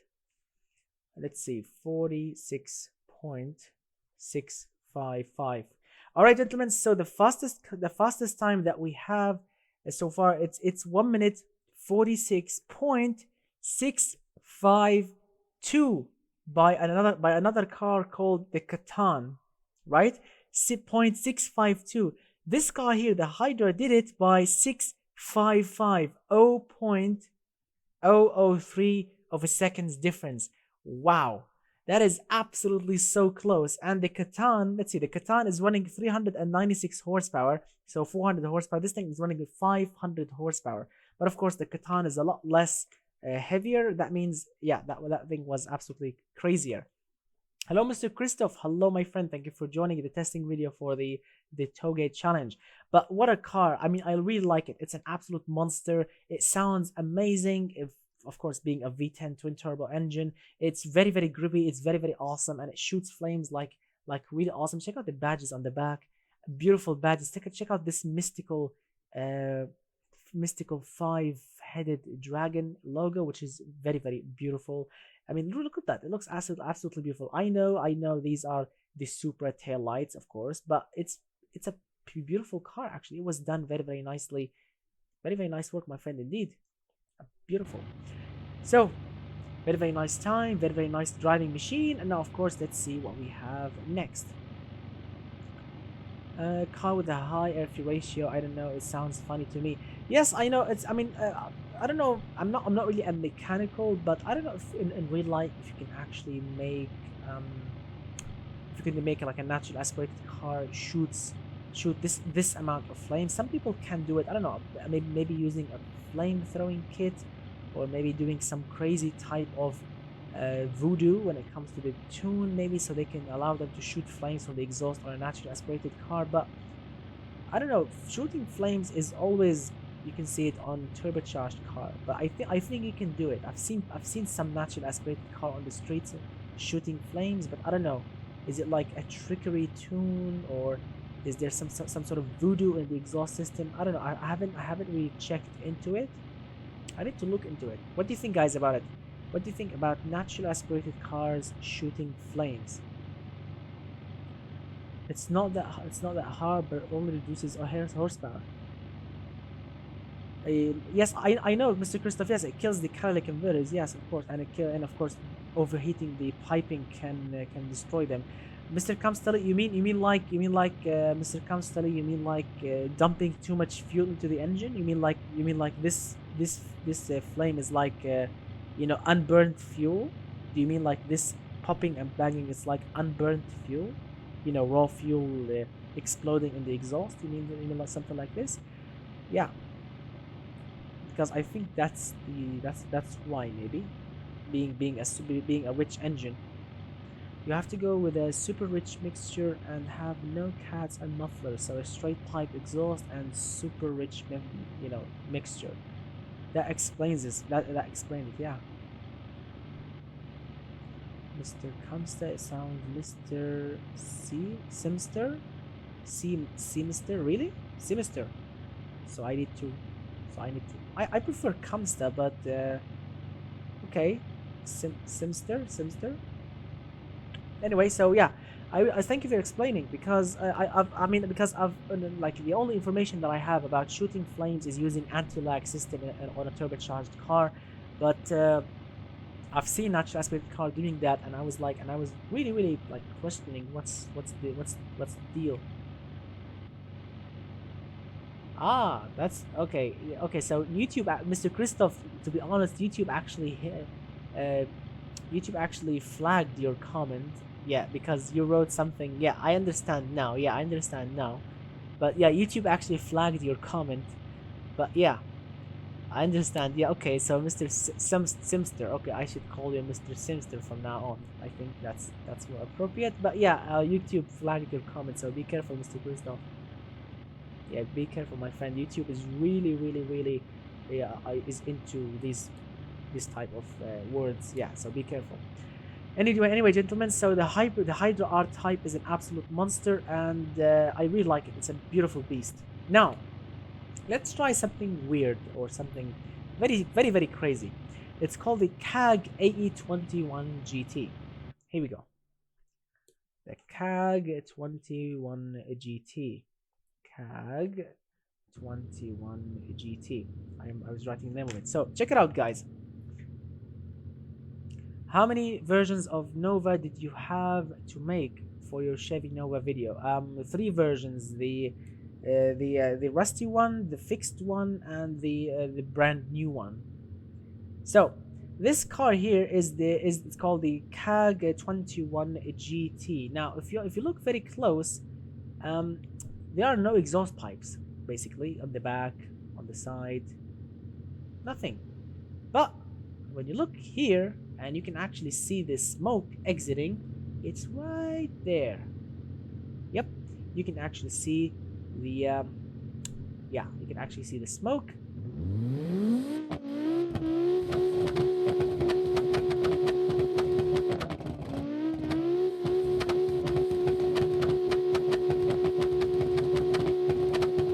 How is that possible? How is that possible? The engine is overheating just by revving it. I'm not driving. I'm just revving the engine, not on neutral. I'm not. There is no engaged gear. There is no load on the engine, but the cooling system is rubbish.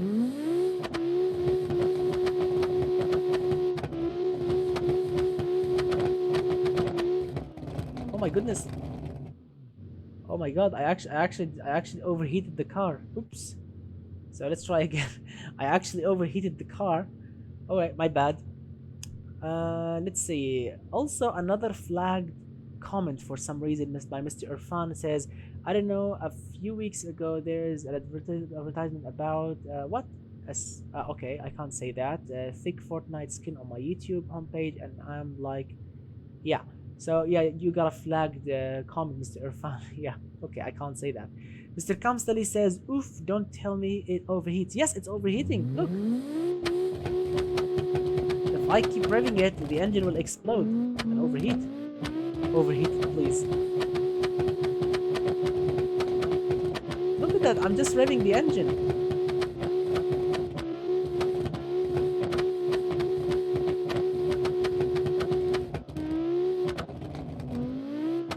Yep. Overheating monster.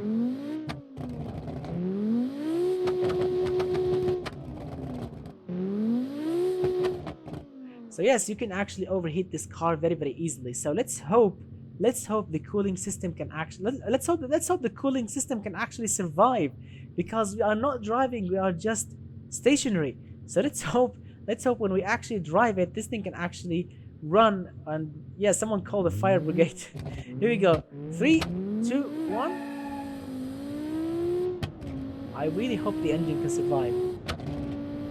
Oh my god, the turbocharger is overheating.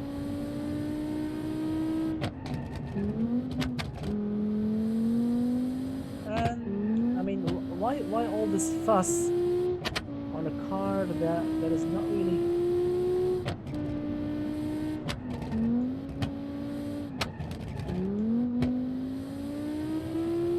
Oh my god, the turbo is actually dying. You can feel the engine struggling to get some boost.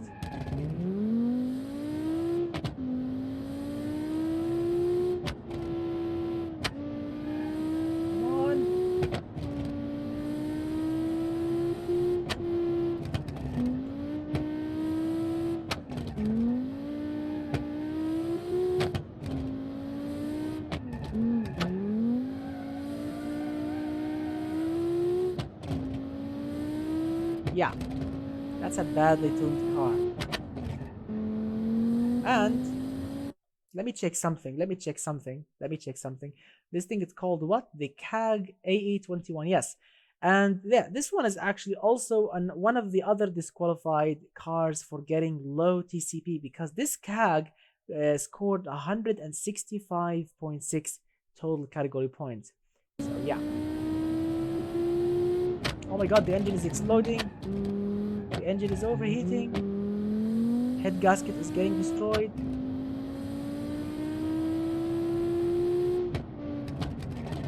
Whoa. I really hope the engine can actually survive and not lock itself.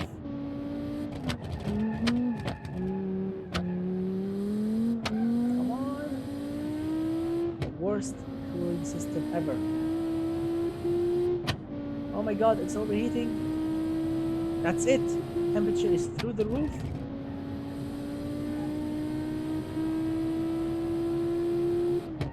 And here we go. Yep. The engine is definitely overheating and scoring, unfortunately, the slowest time here of 2 minutes 11.885. Yes, an overheating dead monster here is scoring 2 minutes 11.885. 2.85. Wow. What a sad result indeed. What a sad result indeed. I mean, check it out. We have a massive intercooler up front. We have, I don't know, the engine actually surprisingly running well, and the cooling actually is on 50 in automation game. But I don't know what happened. I think the creator actually went with so much boost, which resulted basically in that. Yeah, 10-second car because Survivor 10 seconds. Yeah. I don't know if we can actually survive for 10 seconds. Let's try and see if we can survive for 10 seconds. Okay, let's go back all the way here. Okay, let's count for 10. I'm gonna drive it and let's see if we can actually survive for 10 seconds. 3, 2, 1. 1, 2, 3, 4, 5, 6. No, 6 seconds. 6 seconds and the turbocharger is overheating. It didn't even reach the 10 seconds. It didn't even reach 10 seconds and the turbocharger is overheating and getting destroyed. 6 seconds. Wow. 6 seconds. That what took the turbo to overheat and to start destroying itself. Yeah. All right. So as a crazy concept, I like it. I like the exhaust up front, shooting flames into the air. I like that.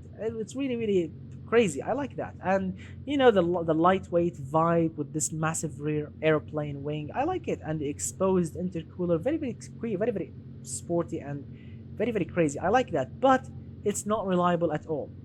No, it's not reliable at all. Here we go. So very I don't know if I should say very nice work. I mean, I like the crazy idea, but the car definitely, it's not really nice to drive, and it's not really quick, and it's not really reliable at all. So better luck next time, my friend. Here we go. The next card is called the Katagatame. I don't know. Katagatame Togue 200. Let me write its name on my book so I can write the number next to it. What is it? What? Katagatame. Katagatame. Here we go. Katagatame. And yeah, that's enough. Okay. All right, gentlemen. So the Katagatame thing here is a dark purpley blue thing, which is actually not that bad to look at. Actually, surprisingly good looking, and with those modern tail lights and the grooves and the badging, and this thing actually was designed to be a nicely looking light, very light and compact hatchback. It's actually pretty neat. Look at that. It says 1.8 on the side. Very nice large disc brakes. Hopefully they are functional. Let's check the specs. So the Katagatame thing is running with a 200 horsepower, or you can say 198 horsepower, 1.8 liter inline 4 naturally aspirated. The first naturally aspirated, actually not the first, but you know, another naturally aspirated 4-cylinder engine, front wheel drive, the first front wheel drive, and oh my goodness, this thing weighs 580 kilograms. 580 kilograms. Goes from 0 to 100 in 4.7 seconds, scoring 175.5 total category points, which puts this thing in the disqualified bin for, of course, having low total category points. But of course, I'm gonna try it because I promised you guys to drive the low TCP cars. So let's reset the time again and see if this thing actually runs. Yep. Running with a rich mixture and shooting flames. Here we go. 3, 2, 1.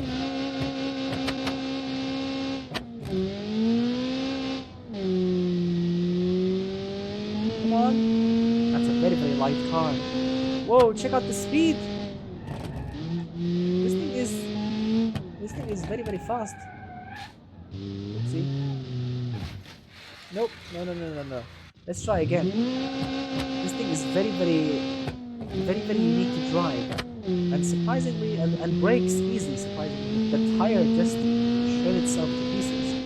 So let's try again. I need to remember to brake very, very late because this thing's super light and it's front wheel drive, so I need to be careful. This thing behaves very, very, very, very weird. And also 4-speed in the 90s, that's very, very light. Oh my god!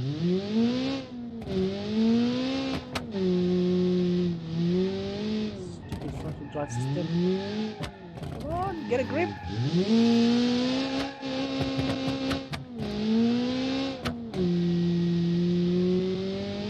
Yep, broken front suspension. The suspension feels like paper.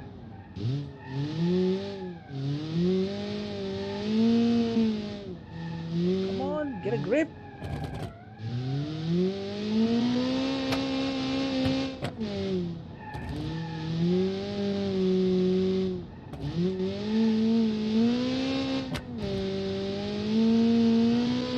God. Front suspension is broken. The car steers. Oh my goodness.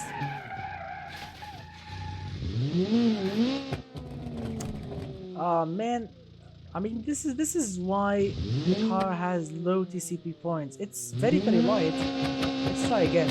200 horsepower. Oh, see you soon, Mr. Trains and Eurobeat. Let's try again. This thing is really light and it's running 200 horsepower. Can you imagine 200 horsepower in a 500 kilogram car? What's the power to weight ratio? What's the power to weight ratio?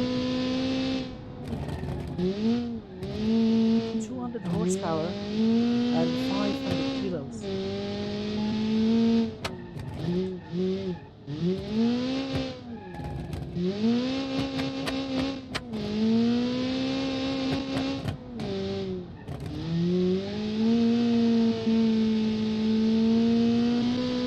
Wow, that is a huge number. Come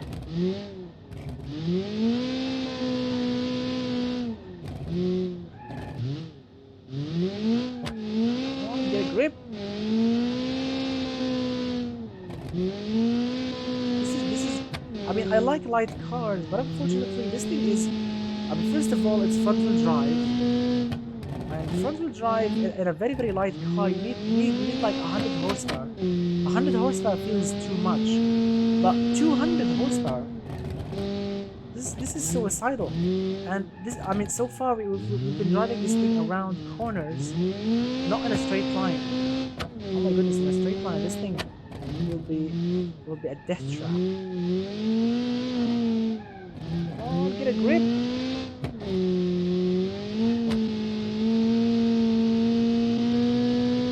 Very, very, very sensitive steering. Very sensitive steering.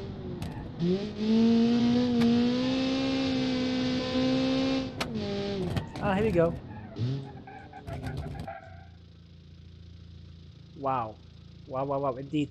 1 minute 53.309. So it's a nice time, and we managed actually to finish a run with it, which is surprisingly very, very difficult. I mean, I love lightweight cars. They are absolutely beautiful if they are grippy. For example, the prize car weighs around 700 kilos, which is like 200 kilos heavier than this, but it's super controllable because it's all-wheel drive, and it's super grippy because we have active aerodynamics. This car here feels like a very, very, very, very light car with a powerful engine. I don't know, guys. If you do watch Mighty Car Mods, which is a YouTube channel, a very, very famous car YouTube channel.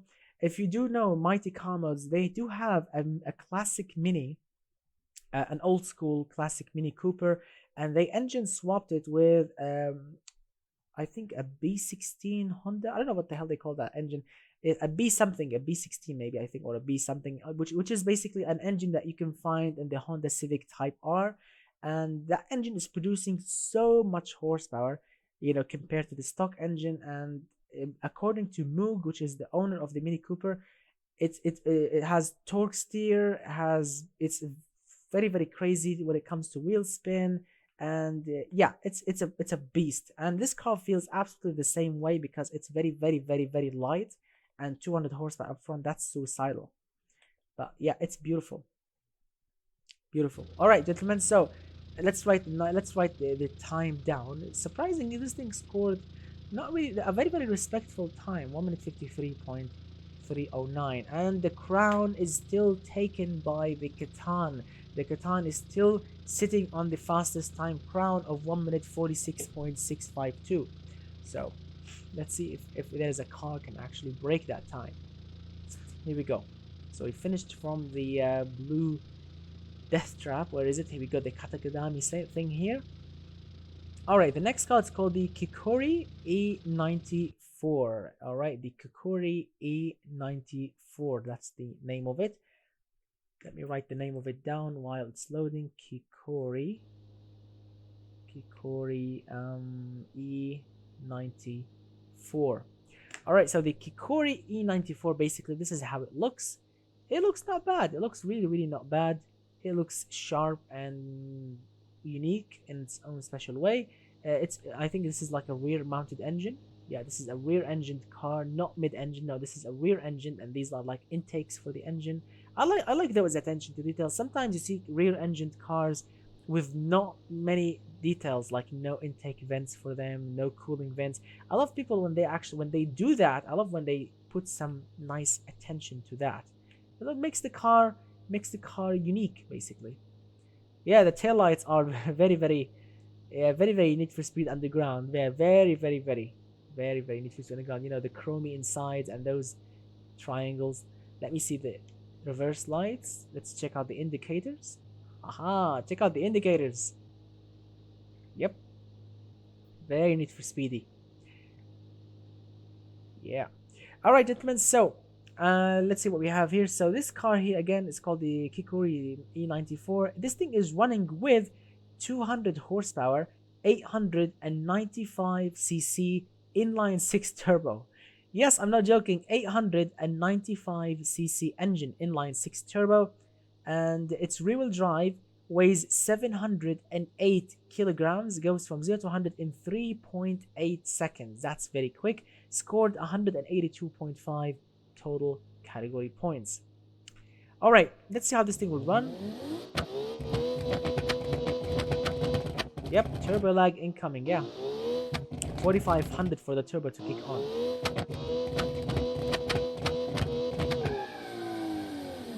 Nope, this thing can't do a burnout, unfortunately. So let's see how this thing will run. Time has been reset.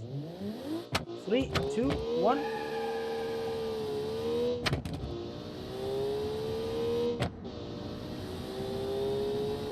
Alright, 200 horsepower again.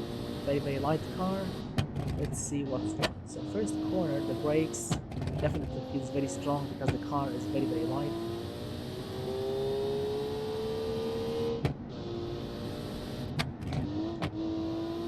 The turbo takes too long to load to get on boost, but on the top end the engine feels like it's valve floating. Yeah, the engine doesn't really like to be revved too much. Like you can shift it on 9,000 and that's it.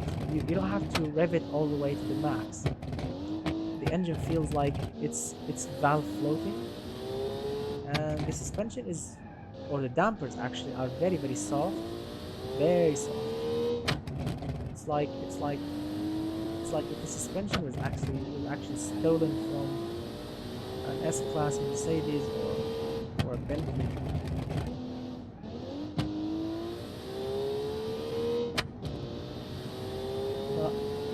But surprise, this actually is fun to drive, and the brakes are very strong, which is something that I really like on this map. Fake rotary. Yeah. Can you imagine having rotary engines in the automation game? Oh my goodness. I would love that. I would definitely love that. I mean, yes, I'm waiting for diesels like crazy, but having rotary? Ah, here we go. Here we go. So 1 minute 49.141. Surprise, surprise. This thing actually is a nice performer. As you can see, 1 minute 49. Surprise, surprise. Wow. 1 minute 49.141.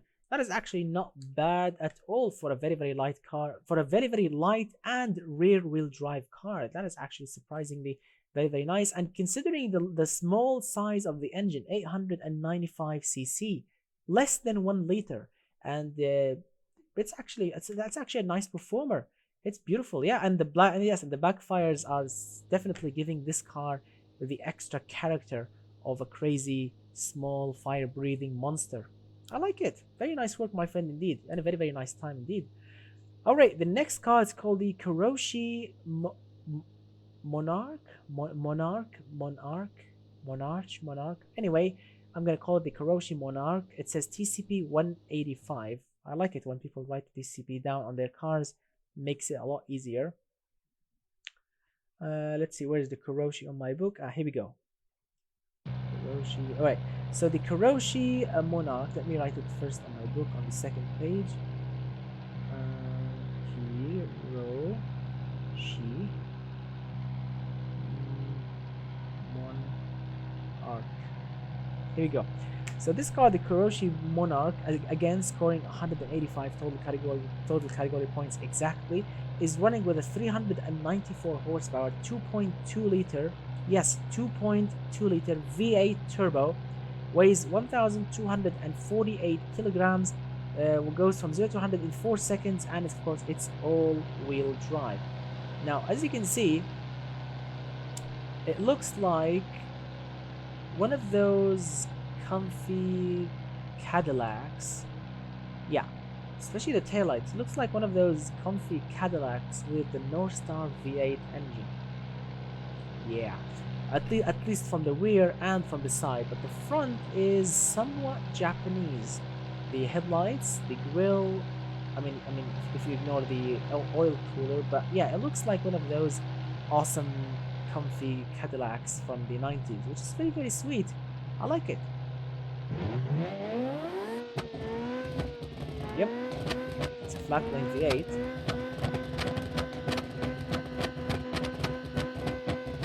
It's like if the owner of the car stole his grandfather's car and tuned it to go on this race. Feels the same way. So let's see if this awesome grandfather tuned car. Let's see how this thing actually performs. Where is it? 394 horsepower. So 3, 2, 1. Oh my god, please don't explode again.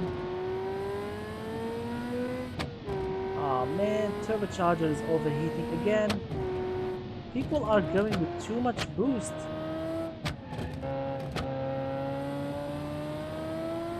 When the boost comes on, the engine overheats so badly. Well, it sounds good.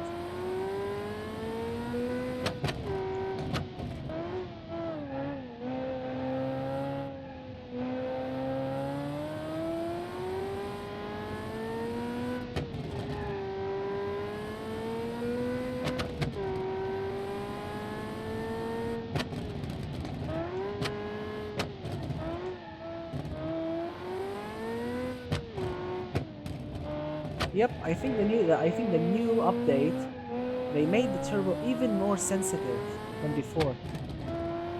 In the past, I remember this. I remember because when I first started creating the King engines, you know, the V12 King, the V10, and all of that. I remember putting them in cars on the old Automation and BeamNG versions, and they were fine. You can shove as much boost as you want. No worries whatsoever on the engine itself. And then they released an update when engines started to explode because of too much boost, and now of course I think they made it even more sensitive with the latest updates. I mean, yes, it's more realistic this way, but it limits really limits the power, limits the speed, because when you aim to do something and when you do something else, here we go. So you can say the engine actually survived. The turbo didn't survive, but the engine did survive. So 1 minute 48.724. That's actually a very, very awesome and respectful time. So the previous car, the Kakori E94, the previous one was a much lighter car. This thing is definitely heavier, but it's more powerful and it performed better. As you can see, 1 minute 48.724. That is pretty sweet for a stolen grandfather car, a stolen tuned grandfather car. I like it. I definitely like it. If this car has a much more reliable engine, it would be an absolute riot. Very nice work, my friend. Yes, it's all-wheel drive. I forgot.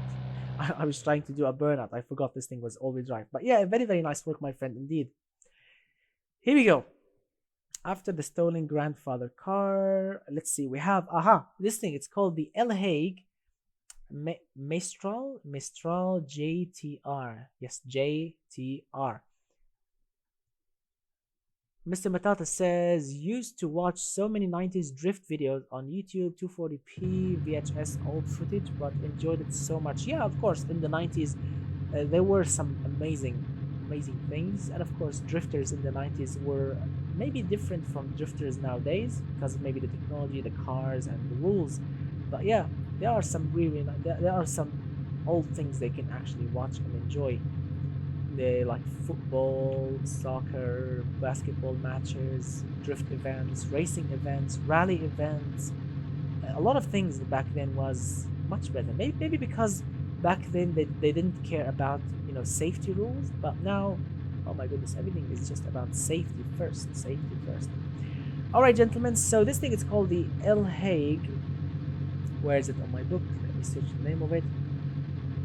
Hague Mistral GT-R. Let me write the name of it. As you can see, we have exposed front coil-over tower struts. As you can see, the creator of the car made 2 holes for them to be shown, which is amazing. Let's say Hague. What's the name of it? Mistral. Here we go. Mistral. All right. So as you can see, we have. Oh, good evening, Mr. the One, and yeah, I'm gonna call you Mr. the One. Mr. the One. Good evening, my friend, and welcome to the testing video for the Touge challenge. Now, this is the Hague. As you can see, it looks absolutely awesome. There is no wrong with it whatsoever, except for a little detail which the sharp viewer can actually catch very easily. Let me tell you the specs. I think when I tell you the specs, you will definitely catch this error. So the Hague Mistral GT-R is this thing scored 200 total category points with using, of course, 198 horsepower, 1.4 liter naturally aspirated V6 engine. It's all-wheel drive, weighs 860 kilograms, goes from 0 to 105.5 seconds, which is not bad. Now the sharp eye viewer, after I talked about the specs, the sharp eye viewer can actually spot the problem. Can anyone spot the problem before I talk about it? What do you think? What do you think is wrong with the car after I talked about the specs? Come on, take a final look on the car. What do you think? Alright, no one said anything. So the problem with it is, and this car is running with a naturally aspirated engine, and we have an intercooler up front. How is that possible? I mean, yes, I know it makes the car look good. Yes, it definitely makes the car look a lot nicer. But come on, it's running naturally aspirated. I mean, the creator, I don't know why he went to the naturally aspirated engine. I mean, if he wants to go with naturally aspirated, you should never used an intercooler, an exposed intercooler. At least if you want to use it, you can hide it. No, intercooler, not floating tires. Yes, intercooler. Yes, Mr. Bendag, correctly. All right, gentlemen. Of course, it sounds amazing being a high revving V6. Like, check it out, 9,000 RPM.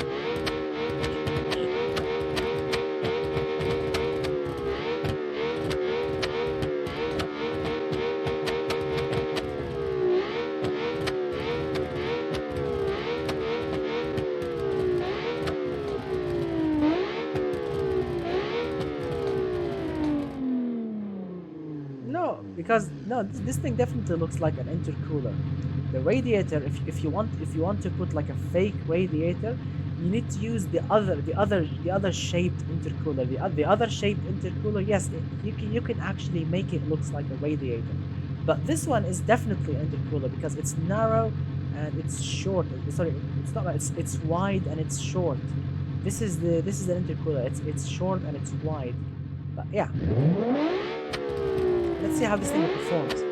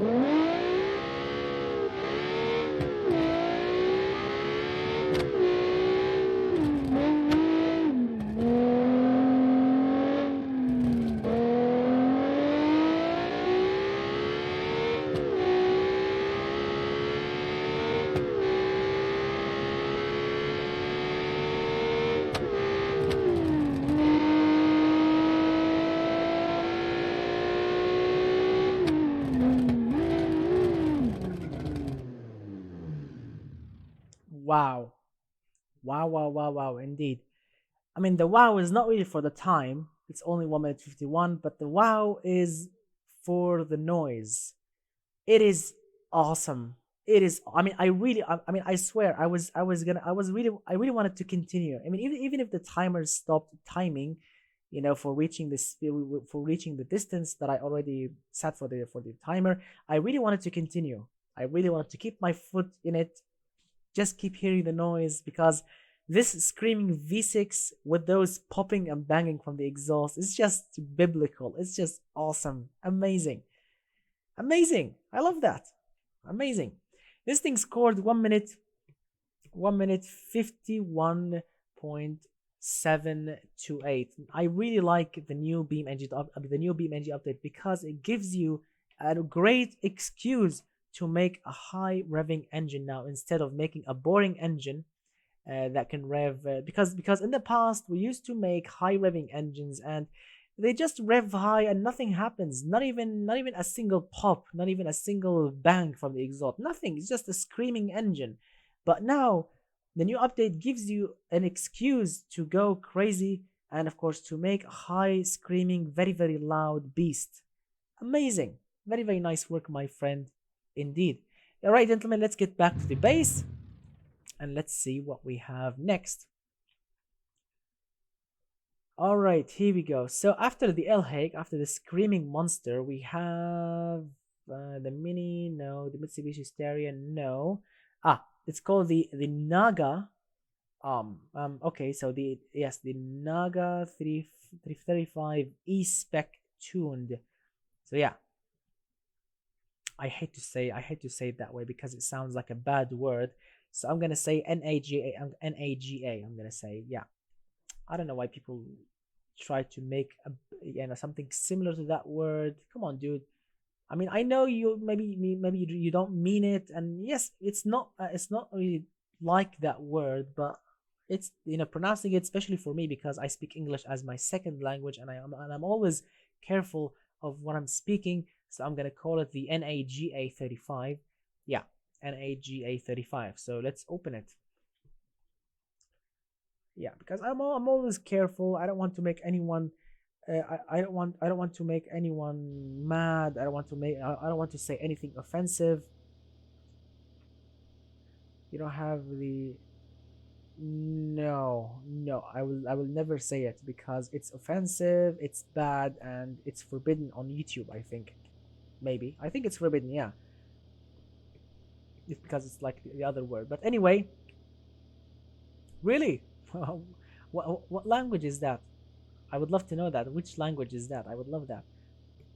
Man, I need to drink something. My throat is absolutely destroyed.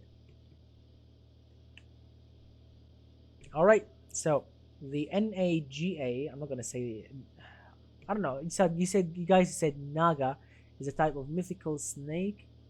People, so it's actually really good meaning scheme. Really? So Naga then, so I'm saying it correctly. Naga. Snake body, human, girl torso. Really? Bindex said, is there a black guy in the chat to sign our no. Okay. So just say 35. Yeah. So yeah, the 35E. So the 35E, as you can see, looks beautiful actually. It doesn't really look that bad. And yeah, look at that. It looks absolutely beautiful. From the front, to be honest, those pop-up headlights, they look like a Nissan 180 SX, you know, close-ish to it. But the creator, he made something clever, which is those sleepy-looking headlights. Because of course the pop-up headlights will never work, so he made those sleepy-looking headlights, and I love it. It looks absolutely sweet. And from the side, it's just JDM simplicity. And from the back, we have those BMW-ish looking taillights, the grill in the back, because of course the engine is sitting back there. And let's see. And very, very quiet engine, to be honest with you. I thought the engine was off, but it's actually on.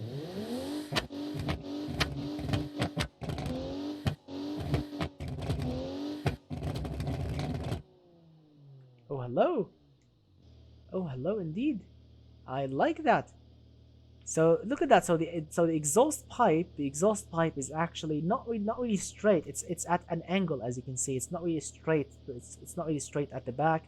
It's within an angle, and the smoke and the flames are in it with an angle. I like that. All right, guys, let's drop that word. Let's drop it and focus on this car. So the 35, what is it? The 35E, as you can see, is running with a 400 horsepower, 3.5 liter inline 6 turbo. It's all-wheel drive, weighs 1,200 kilos, goes from 0 to 100 in 3.3 seconds, and scoring 194.7 kilograms. So let me write the name of it. Let me write the name of it. What's it? The 35E. Here we go. All right, gentlemen, let's see how this thing will actually performs. Let me reset the time first. Here we go. 3, 2, 1.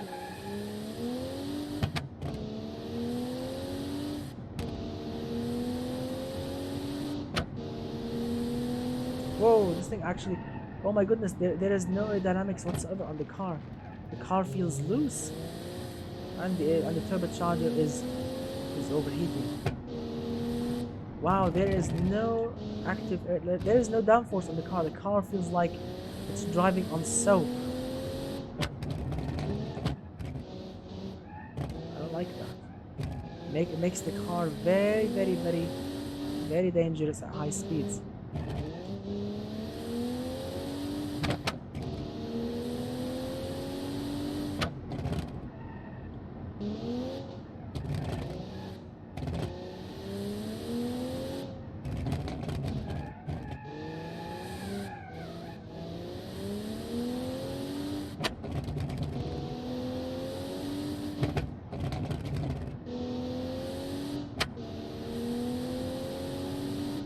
Whoa.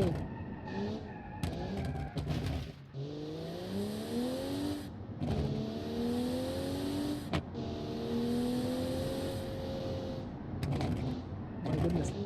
This thing has no aerodynamics whatsoever.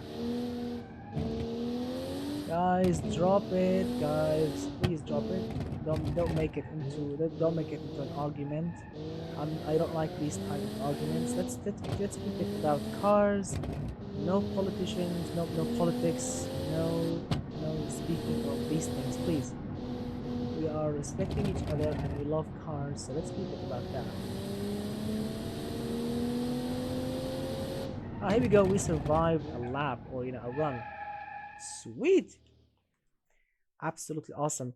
All right, gentlemen. So this is this beautiful looking car. This actually surprisingly, as you can see, performed surprisingly well. 1 minute 49.9, but it has no aerodynamical features whatsoever because. Okay, I don't speak Russian, but yeah. So the oh, you mean the word Nazri sounds like yeah in Russian. Yeah, okay. So yeah, this car actually looks beautiful. The engine is awesome, although it's overheating and the turbo is destroyed, but it has no downforce whatsoever. The car feels like soap at high speed. I mean, a little turn on the steering wheel, and you can actually lose control and crash and wrap yourself around a tree with it, which is not really what you want in a sporty car. But when you are super careful with it, you can actually survive. So I'll give it that. So let's see, 1 minute 49.9 and a half. So 1 minute 49.956. So far, the Catan is still sitting on the throne, my friends. Come on, guys. Let's see. Give me something that we can, so we can get a faster time than 1 minute 46.652. But first, before we, yeah, let's Mr. Christoph, yeah, let's just forget about it and yeah, let's forget about it and let's focus on the cars.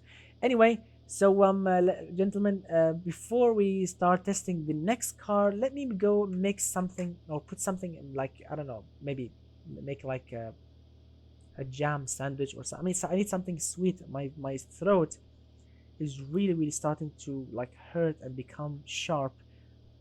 It's like as if something is actually scratching inside it. So guys, give me one moment. I'll make something quick and I'll get back to you. Just, quickly. All right, be right back, guys. Be right back.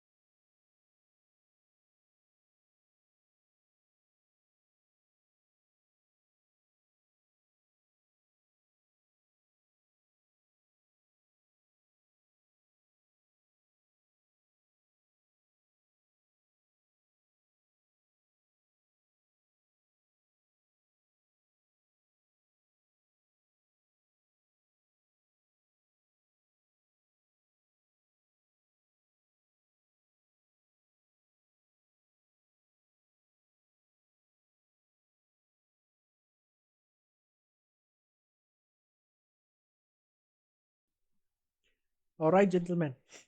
All right, I'm back.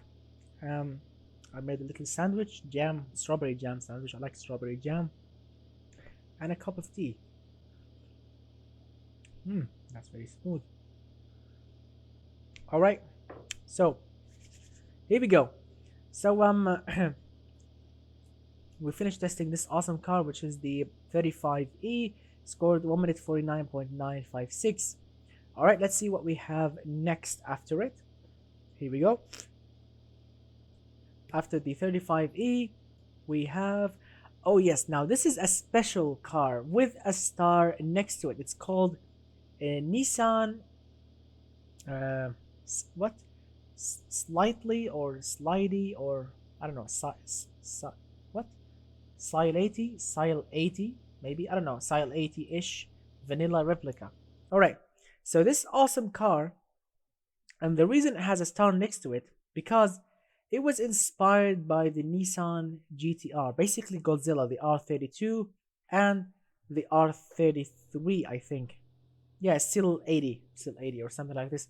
But I like it because it was inspired by that car, because this thing is running with, according to the creator, because this is the creator's own words. The creator said this thing is running with a let's say an RB25 DET. Yes, not DETT. No, it says, he said DET RB25. A 276 horsepower, 2.5 liter inline six, and let's see. Yes, that's the name of it. No, I'm not joking. This is the own words. This is the creator's own words. It's written in Automation game, inspired by Nissan GT-R R33 and R32. Not my words. I'm reading what the creator wrote to you on, of course, on the in Automation game itself. I'm just reading what he wrote to me. So this is the car then, and it looks absolutely superb. That's why this thing deserves basically a star next to it, because it represents a legendary car from the 90s, and of course it's running with the legendary RB25 engine, at least the block size and the cylinder head and all of that. But yeah, it's still a single turbo. It's not really a DETT engine, but it deserves a star. 276 horsepower, which is the gentleman's agreement horsepower, and yeah, that's why this thing deserves a star next to it. Let's see, where is it on my book? Yes, the Nissan Sil-eighty, whatever. Sil-eighty, 276 horsepower. It's rear-wheel drive, not all-wheel drive. It's rear-wheel drive, and weighs 1,281 kilos. Goes from 0 to 100 in 5.3 seconds from 0 to 100, and scoring 190.2 total category points. Here we go. Took a sip of tea, and yeah, let's see, S14, S13. Yes, it looks like a Silvia basically from the front. Those headlights definitely are looking like a Silvia, or S13 as people call it. Yeah, it looks similar to it. The taillights are special in their own way. I like it. It's very, very awesome. It's like bits and pieces of the Nissan catalog. I really like it. It looks like a bits and pieces from the Nissan catalog, and it looks absolutely simple and beautiful at the same time. It's called Impact Blue, which is, I think, the color of it, name of the color. And now let's see how this thing will run. Surprisingly very quiet. Surprisingly very quiet, but I really like it. Let me reset the time, and let's see how this 276 horsepower gentleman agreement. Look at that, because the creator actually made the engine not too rich, so it will not shoot flames, but it will pop and bang. Yep. So 3, 2, 1.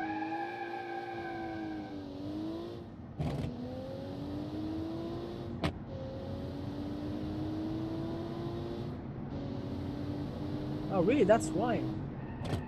It's like bits and pieces of the Nissan catalogs. I like that. With this car, you can actually get the best of old cars. You can get the Silvia front, 180 back, an engine from the Nissan GT-R. It's like it's like a car. It's like a car with just with parts laying around. Nissan took parts that were laying around and they made a new car. I like that. That's a nice thing. I really wish like if car manufacturers can actually do that. If they have like a collection of car parts laying around, they can join them together and make an awesome car that everyone can enjoy.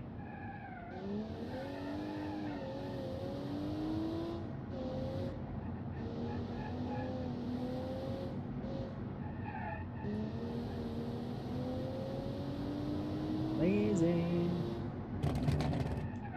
Oh, listen to that exhaust.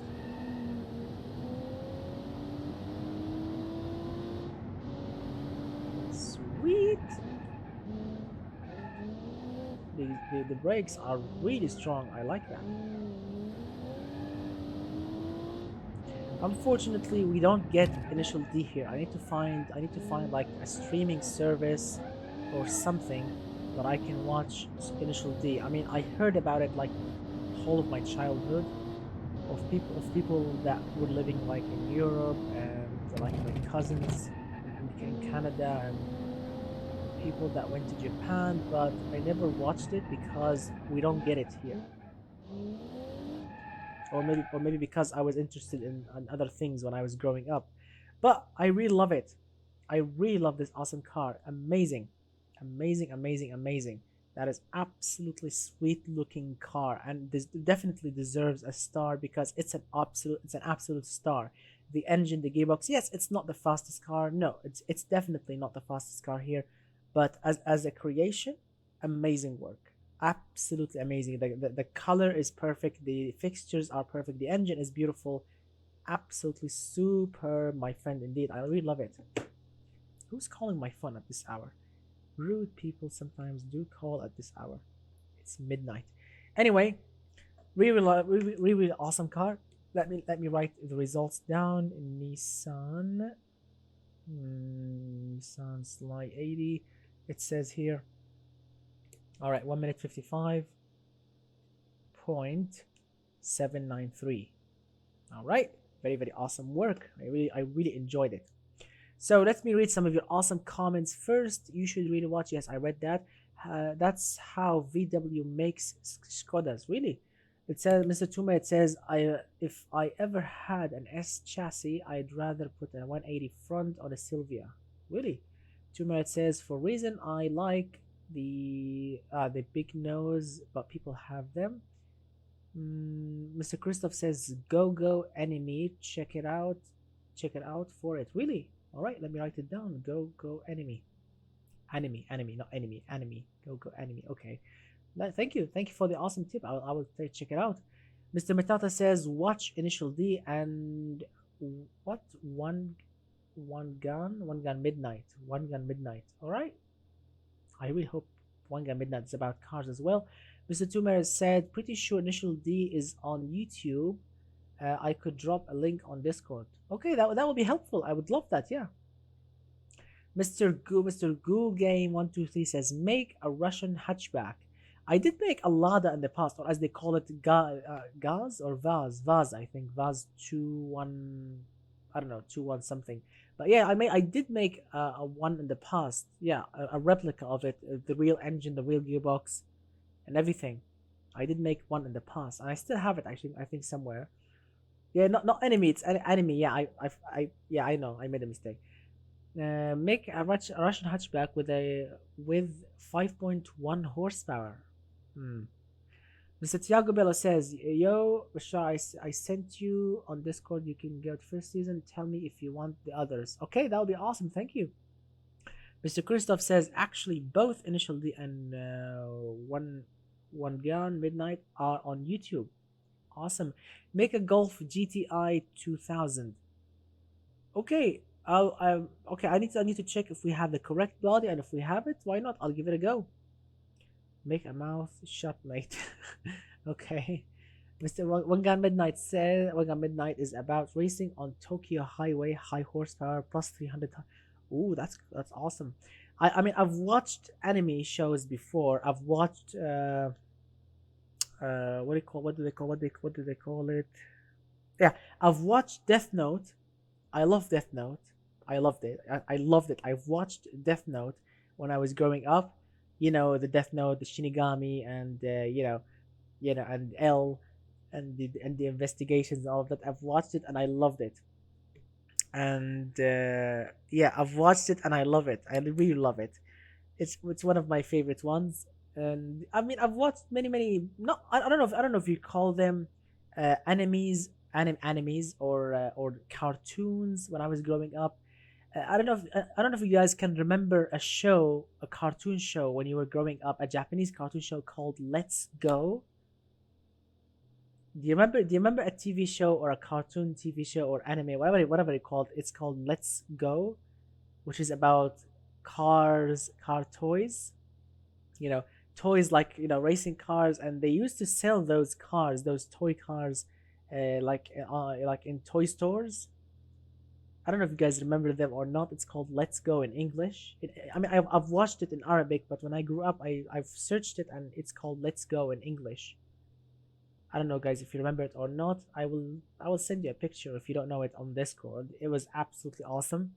A lot of crazy things came from Japan. A lot of amazing things also. Anyway, I love this car so much, and thank you all for suggesting websites and sending links on of course on Discord for me to check out Initial D, because I've never seen it because we don't get it here. But thank you. I will definitely check it out. Check out the first season when I have some free time after of course the live stream. All right, gentlemen. So let's see what we have next. So we have tested the Nissan Sil-eighty ish, which is like a mixture between Sylvia and 180. So Sil-eighty ish, and next we have the Pacer GTX Modified. That's the name of it. Let's check it out. Oh yes, yes. Well, I've seen someone writing that question. Why is there a snowflake next to the car? Snowflake is a backup badge, because sometimes on some challenges, when I finish disqualifying and judging all the cars, and with the members and all of that, sometimes I end up with only like 10 cars or 15 cars, for example, and I want to complete. I want to add extra cars so I can complete the 20 car package. And sometimes I can't do that because the disqualified cars broke the rules. But sometimes I keep backup cars in case I ended up with like 10 cars or 50 cars and I want to complete the 20 cars. So that's why I use those snowflakes next to the to those cars, because those are like backup cars. If I, for example, because if I started this live stream and I only had like 15 cars, I can take those snowflake cars and add them to the package here, and I will end up with a complete 20 cars. So yes, every time you see those snowflakes, this means this is a disqualified backup car. So I might or might not use it, depends. So yeah, that explains it. So this Pacer GTX Modified, that's the name of it. It looks absolutely beautiful. So this GTX Pacer scored 200.5 total category points from its 2.6 liter inline 5 turbo. Its all-wheel drive weighs 1,353 kilos, goes from 0 to 100 in 3.9 seconds. And as you can see, when you look at it, it looks beautiful actually. It looks very, very nice. Inspired by Need for Speed Underground 1, you can say, or 2. I don't know, both of them maybe, because of the huge wing at the front, the front bumper, which looks like it was taken from a body kit. I like it. It looks beautiful. It looks sweet actually. Let's hope it's functional. Let's hope all of these things are actually functional. Anyway, gentlemen, so what we have here is, again, let's see, again we have a I forgot to write the horsepower. So let's check out the horsepower. 365 horses, all right, and 305 pound-feet of torque. All right, gentlemen, so let's see. 3, 2, 1. All right. Ooh, it sounds amazing.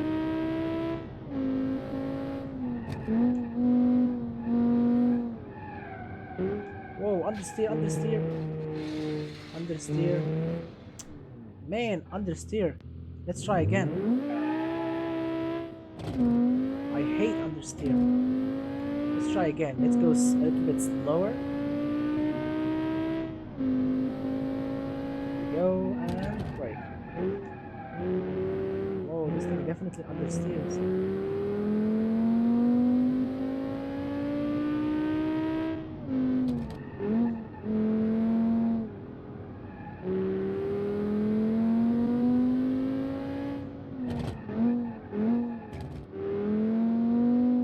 I think the brakes are too strong. Yeah, I know the problem. The brakes are too strong, and the ABS is struggling to keep the wheels spinning and not making the wheels, you know, to lock. And by doing that, the ABS is really struggling, and the wheels are actually locking a little bit, and that makes it understeers a little bit. It's like if the wheels are actually, or the tires, it's like if the tires are actually, you know, locking, but they are not really locking.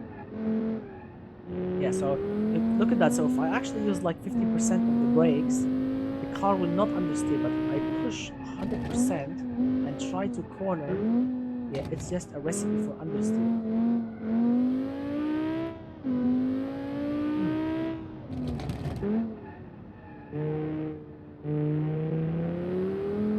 But it's fine. When you get used to it, it's really fine. When you get used to it, you will definitely enjoy it. Because without using the brakes, this thing is not really understeering at all. Here we go, another 1 minute 49.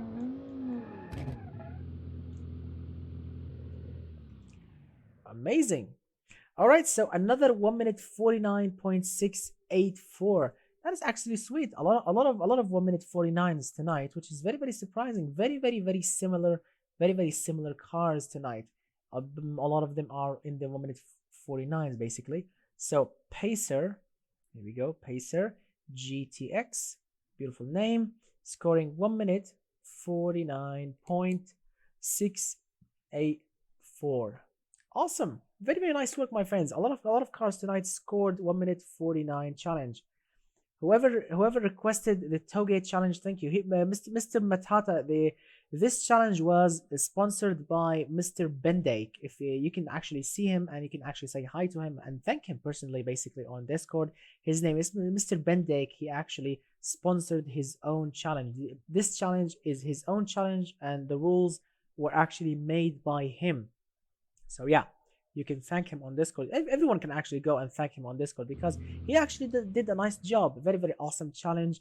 Very nice rules, and I really enjoyed it. Enjoyed making the prize car and of course driving your awesome cars.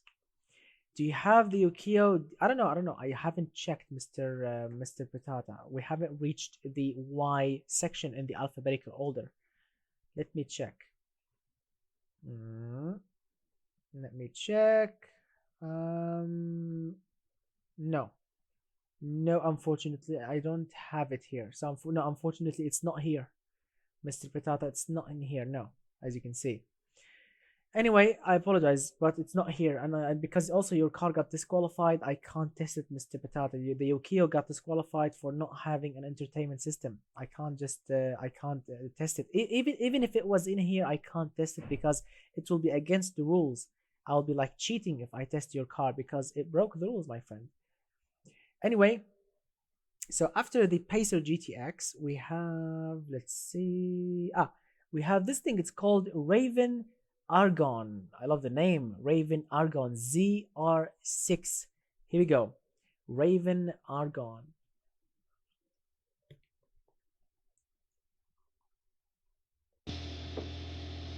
All right.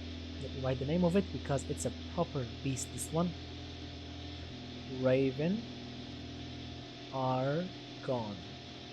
Alright. Love the name Argon. It's like the argon gas maybe. And the Raven is a raven.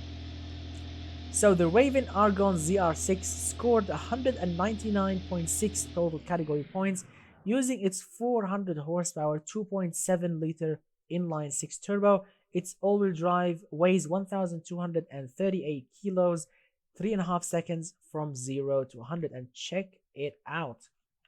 This thing actually is beautiful. Look at those beautiful headlights. And it's, I mean, it looks simple, but it looks beautiful at the same time. And also, what I love about it is the cool attention to details. Check out the fuel filler cap. We have a lockable fuel filler cap with a keyhole.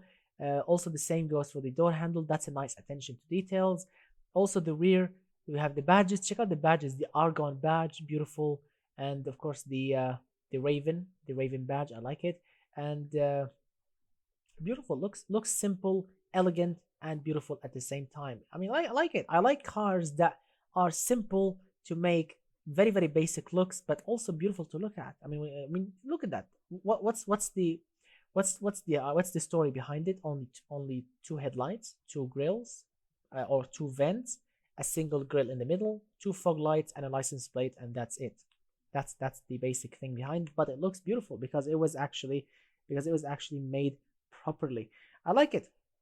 So 400 horses. Let's see how we can actually control this beast, because it's what is it? It's Raven. Here we go. It's all-wheel drive. Oh, so we can control it.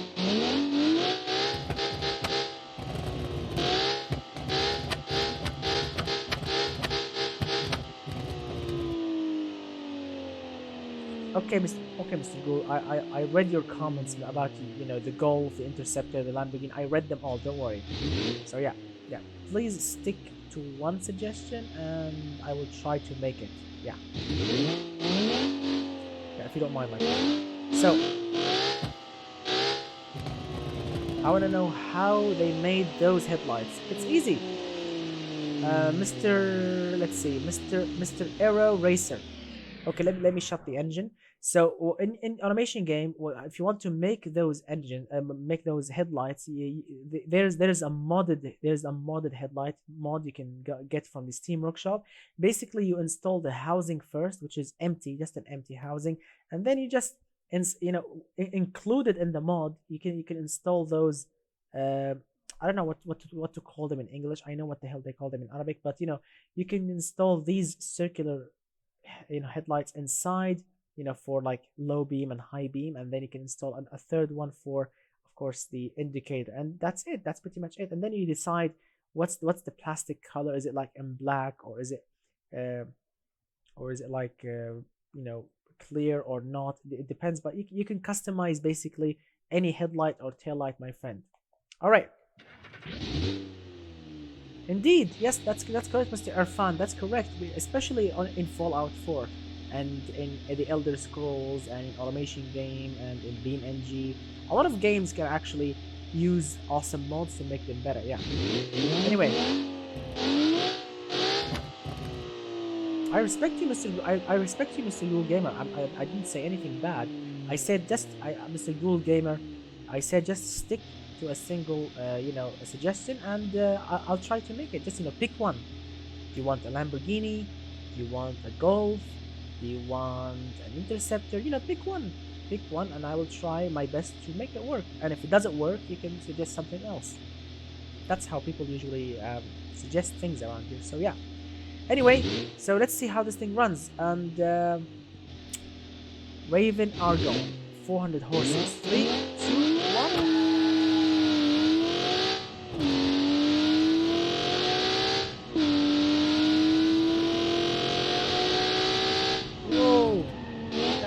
That is a brilliant acceleration.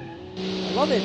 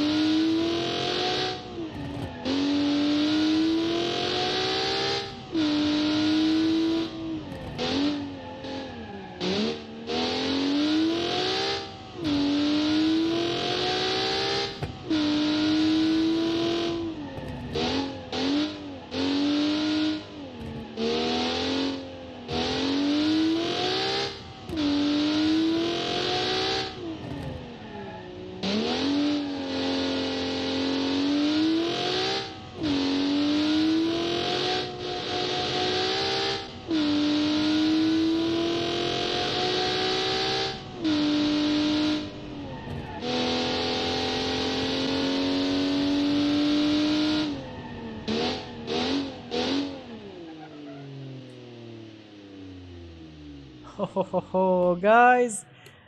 All right, gentlemen. The karma was shut down. The karma got shut down.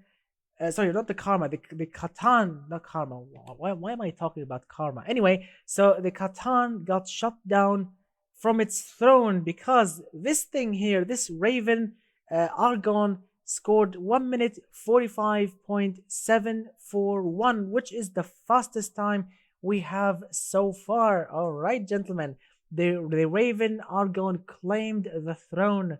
Look at that. 1 minute 45.741. Yes, my friends, the Raven Argon is now sitting on the throne with the fastest time.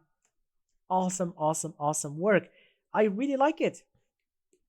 It looks awesome, sounds amazing, drives very, very beautifully.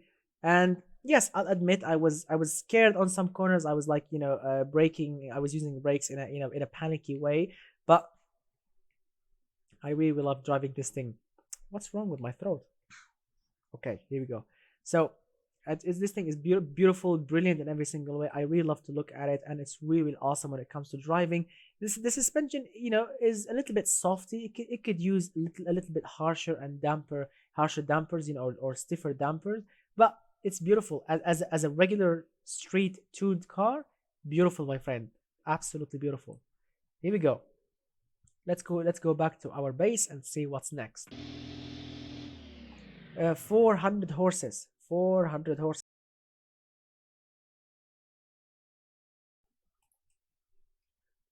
All right, here we go. So we finished from this awesome beast with its super fast time, and now let's move on with the next one. Sorry. Let's see what we have next. So this is the Raven Argon. Aha, there you go. So the next one's called the Rooney. What? How can I pronounce this? Rooney. I don't know. Rooney K12-4. All right, let's see. Rooney K12-4. Rooney, where are you? Rooney, Oriani. I don't know how to call it. K124 Rooney or something like this. Rooney. Really, Rooney. Okay, Rooney. So when I said Rooney at the start, I was close. Okay, so Rooney K124. Thank you for explaining that, Mr. Techno Guz. Rooney K124. So the Rooney K124 GTS scored 180.7 total category points, which is the lowest total category points in the accepted cars. I'm not talking about the disqualified cars that broke the rules. No, I'm talking about the accepted cars. We have 24 accepted cars, and this one was the fourth one. Not the lowest one. No, not the lowest one, but this one was the fourth one, the last one of the fourth disqualified car for having the lowest total category points, because the lowest total category points that we got in the accepted cars was 165.6. This is 180. So everything above 180.7 is accepted and is in this video. Of course, I'm gonna drive this one as well, but this one was the fourth one. So yeah, so the Rooney, as you can see, the Rooney is running with 198 horsepower, 1.2 liter inline 3 turbo. It's all-wheel drive, weighs 914 kilos, goes from 0 to 100 in 4.9 seconds. All right, so this thing looks like a Miata at some points, but it's different. We have front different bumper, we have front different grill and all of that, but it looks beautiful. It doesn't really look that bad. Pop-up headlights and all of these awesome things. The rims are definitely 90s rims, and I like it. It looks simple and basic enough. I like it. It's not really a K car. It's larger, I think, than a K car, but it's a very, very small convertible. It's a very, very small convertible, and I like that. It's a convertible, by the way. So this thing is running actually with a heavier chassis, because convertibles are heavier than coupes, because of course you don't have a roof, so the chassis itself needs to be stiffer and you know, more reinforced than the coupe version. So yeah, it's beautiful. I like it. Here we go. Can you imagine putting the roof down and listening to this?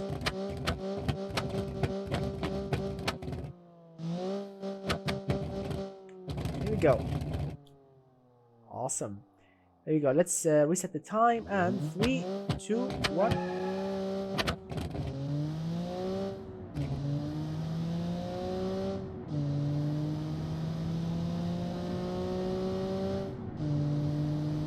That's nice acceleration. Oh my goodness, the brakes. The brakes are too strong for the ABS to handle. Too strong for the ABS to handle. Look at that, you can press 50% of the brakes and the car stops really hard, like on 50% of. Look at that.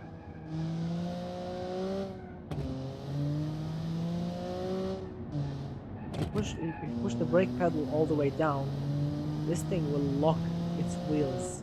You can actually feel it. The ABS is barely working. Oh my goodness.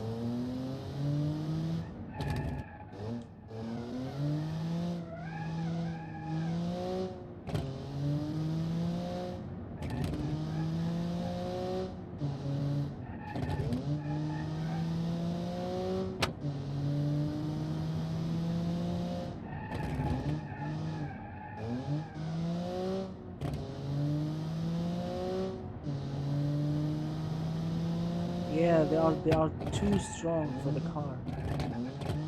The ABS can barely, you know, maintain the unlockable situation. I mean, look at that. I'm using 50% of the brakes, and they are more than enough. 50% of the current brake power, and it's more than enough. Because the car is super light. You don't need this much stopping power.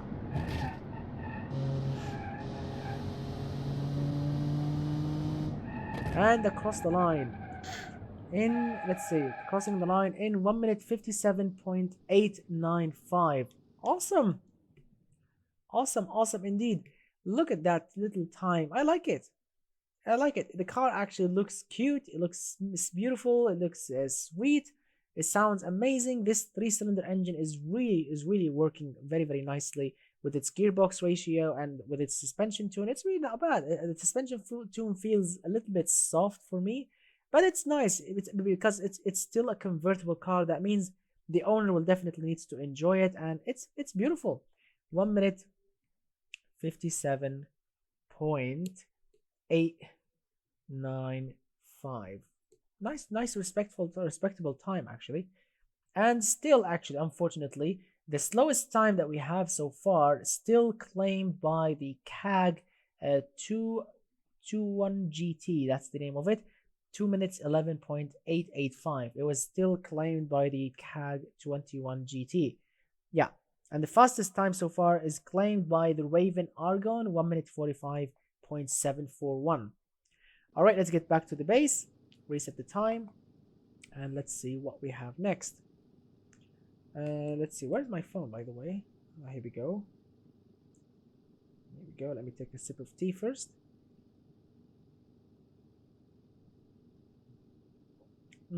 Very smooth. I like Earl Grey tea. It's very awesome. Tastes amazing, and smells good too. Anyway, so what we have next what we have next is all right. Now this is special. This bit is special because this car is called the Toyota MR2 Mark III Touge spec. This particular car was created by the sponsor of the challenge himself, Mr. Mdj. Let's open it. So the creator of this challenge, basically this is his car. He created also this car, which is the Toyota MR2 Mark III. That's how he called it. And check it out. It looks absolutely sweet from the front. and beautiful from the side, and sweet also from the back.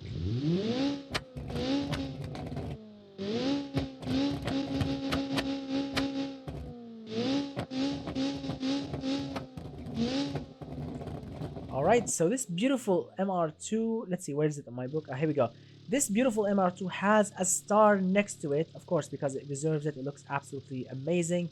This thing has scored 184.4 total category points with its 200 horsepower, actually 199 horsepower, 1.8 liter inline 4 engine. It's naturally aspirated, obviously. It's rear-wheel drive and weighs 870 kilos. Goes from 0 to 100 in 4.8 of a seconds. That's actually very nice. And the car looks absolutely beautiful. It's super light and it's naturally aspirated. So let's see what's what. 3, 2, 1.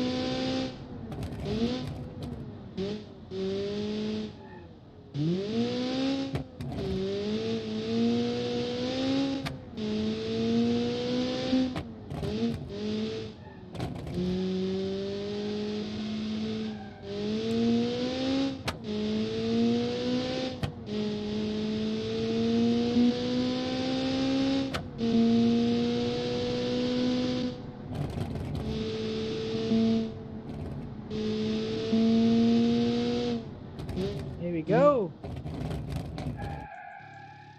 Sweet. What a beautiful and sweet little car. I like it. Look at that. It fits the road perfectly. It's not too large, it's not too tiny, but it's still a beautiful little yellow bumblebee, yellow Japanese bumblebee, because it's an absolute little sweetie.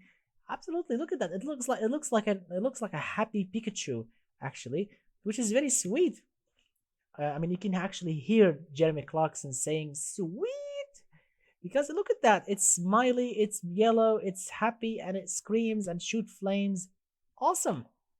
Made by Mr. Bendake himself. Awesome, awesome indeed. So, Toyota, Toyota. Here we go. Toyota MR2. Scoring 1 minute 49 again. 0.264. A lot of 1 minute 49s tonight. That is absolutely sweet. Let's see. All right. So after the Toyota MR2, because I really enjoy driving this thing, its naturally aspirated engine is actually a very a riot to drive, and those short gears are actually very sweet. You just bang shift it everywhere, and you can smell and you can see and you can hear the exhaust popping and banging and screaming. Absolutely sweet. I like it. Very nice work, my friend, indeed.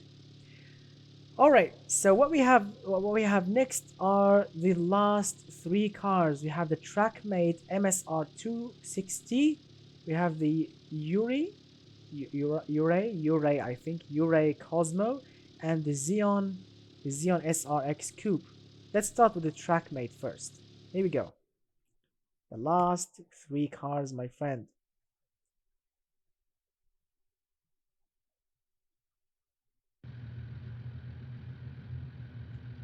right, gentlemen? This is the track mate. Let's see, where is it on my book? Where is it on my book? Here we go.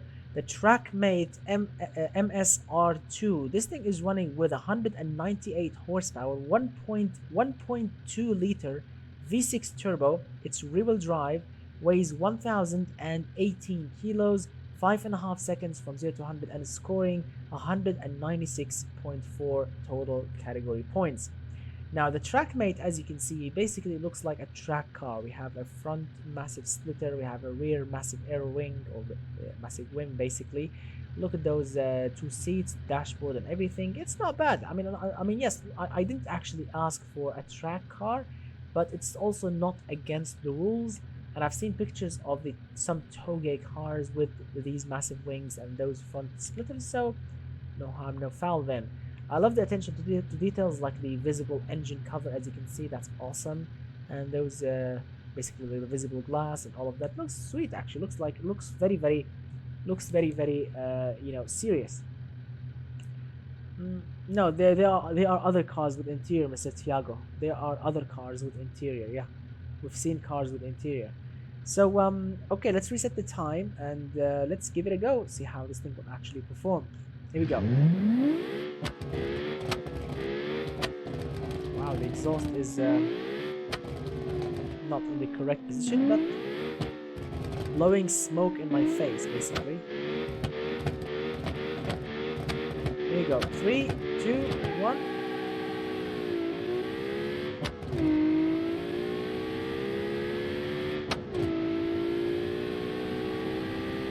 Okay, it's not really that exciting, but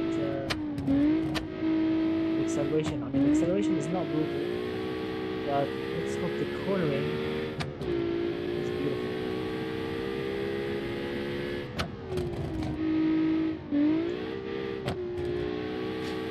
Oh my goodness, that was my bad. We lost the splitter. Hopefully it's just cosmetic. Yeah, I think it's cosmetic.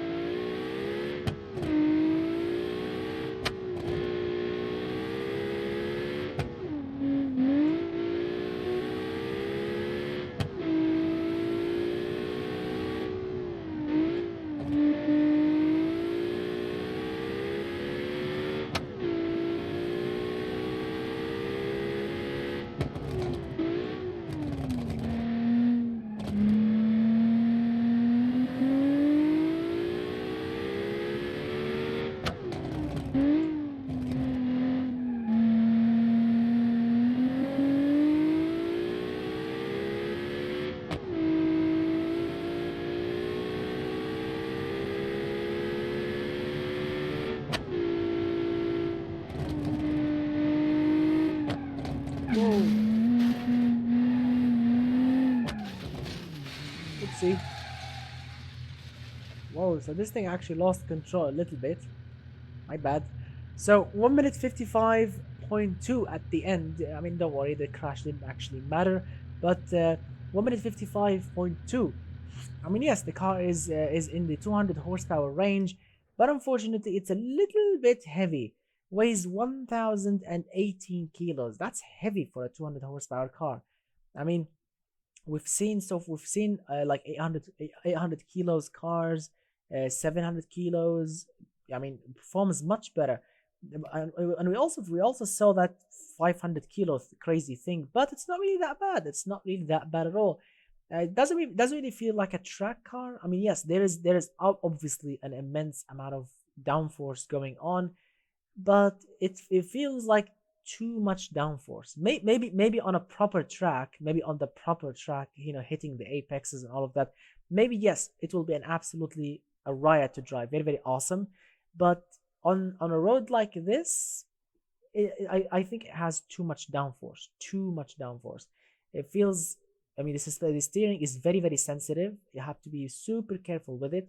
But on the track, maybe it will be a much better thing. I like it. Nice work, my friend, indeed. Let me write it. Let me write the name. Let me write the time down. A track. Here we go. Mate.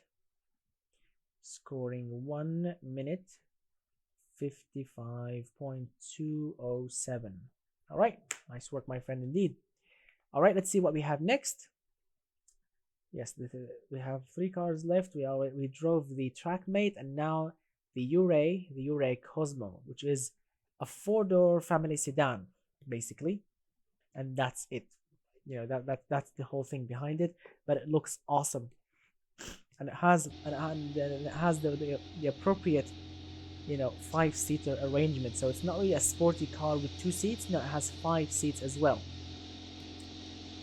All right, I like it. It's functional. So the Ure, where's the Ure on my book? Here we go.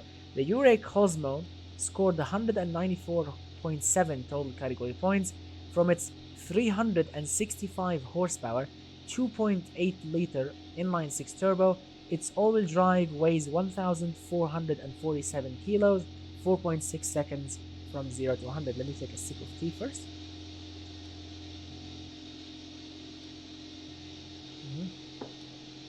Much better. So it's a family sedan, a Japanese family sedan car, which looks absolutely awesome. Love the custom tail lights. Look at those beautiful custom tail lights. Absolutely sweet. And look at that, beautiful custom headlights as well. Look at that. We have a working intercooler, not just cosmetic, because it's turbocharged. So let's give it a go.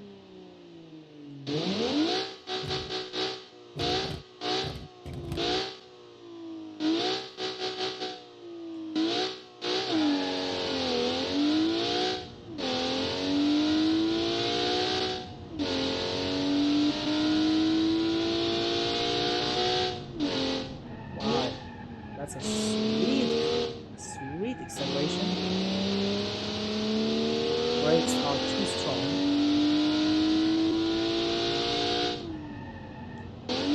I like it.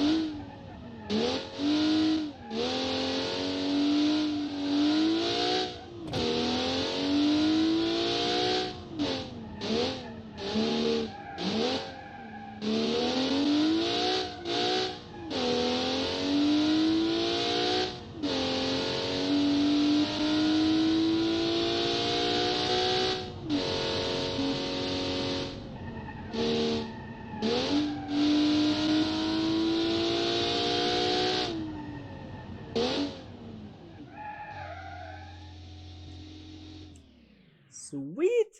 I love this. I love this station. I love this sedan. This family sedan is definitely a sporty, pumped up, and amazing. It's like a family sedan on steroids, basically. It looks awesome. It sounds awesome. It performs in a beautiful way. I like it. I would definitely enjoy like having one like this one in real life, like a four door Japanese sedan, like from the late 90s, early 2000s, or late 90s, basically boxy like that. Inline 6, turbocharged, all-wheel drive, sounds like that, popping and banging from the exhaust, manual gearbox. It's just beautiful. Just so sweet to drive. Sounds good, looks good, drives in a beautiful manner. I mean, look at that. It's faster than sports cars. We've driven sports cars on this challenge that are actually slower than this, and this 4-door sedan with a 5-seater interior, standard stereo or standard basically entertainment system. And look at that, 1 minute 51. That is beautiful. So the U-Ray basically, Cosmo, here we go, scored 1 minute 51.280. Awesome work, my friend. I love it. Yeah, to be honest, it's beautiful. To be honest, yes, I think it's like a factory sleeper. If this car can arrive from the factory like this with this setup, oh my god, it's a factory sleeper. I like it. It's a beautiful car. It's not a garage sleeper. No, of course, this thing will not destroy supercars, but from the factory, if this car can arrive from the factory like this, it will be absolutely a riot. All right, amazing work for the creator that created this car. Very, very nice work. Thank you so much for submitting this awesome machine. All right, gentlemen, the final car. Yes, my friends, the final car, which is the Zeon. I'm gonna say the Zeon. Okay, so the Zeon SRX Coupe, which is the final car that we have on this challenge. All right, let's open it. That's a Galant AMG. Wow. All right, let me say. I'm checking my Instagram. All right. So the final car, gentlemen. Yes, the final car in this challenge. We've driven everything from left to right, absolutely everything. Let me check something first because I read a name, and let me see. We've driven this. Let's see here. Driven. That's done. Those are done. This one is done as well. Yep, all of them are done. This is the overheating monster. All of them are done. Checking, making sure I haven't forgotten anything. And yes, the final one. All right, gentlemen. So it's 6 a.m. and heavy rain. All right, stay safe, my friend. All right, gentlemen, so this awesome car here with a star next to it. Yes, my friends, this car definitely deserves a star. I don't know, it looks like a Mitsubishi FTO to me, to be honest, the headlights maybe. So the Zeon SRX Coupe, scoring 208.8 total category points from its 380 horsepower, 3-liter Boxer 6 turbo. Its all-wheel drive, weighs 1,246 kilograms, goes from 0 to 100 in 3.7 seconds. That's awesome. All right, let's hear the engine. Look at that, very, very clean engine. No popping, no banging. That means the air-fuel ratio is in the clean and the green. And also no thermals, and maybe that explains why. So 3, 2, 1. Whoa, that is, oh my goodness, the acceleration.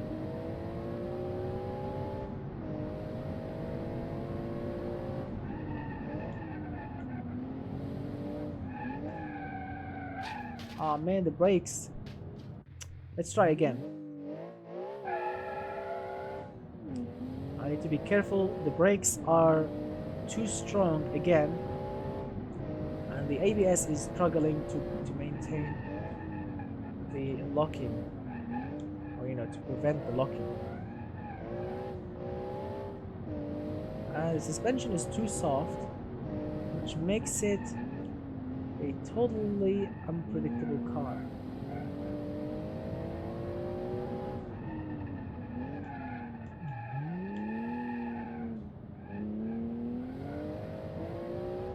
Yeah, launch is very hard.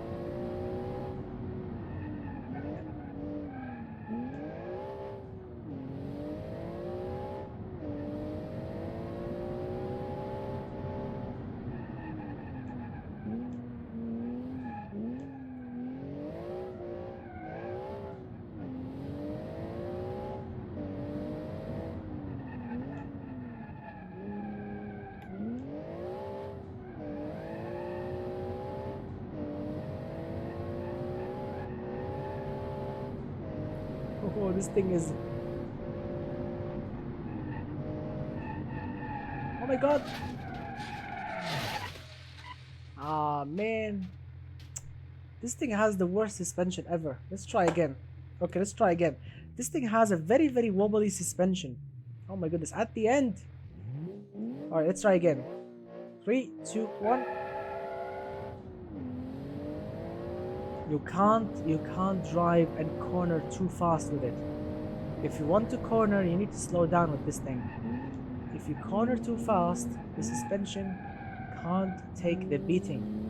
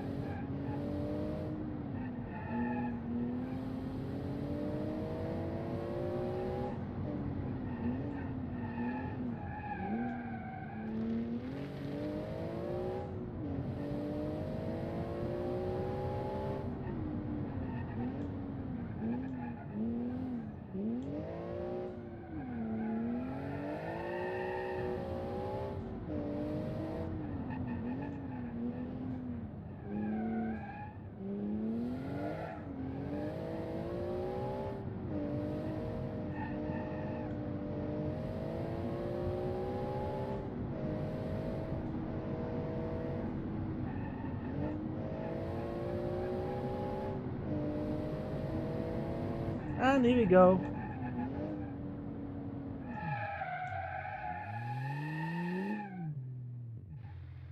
Alright.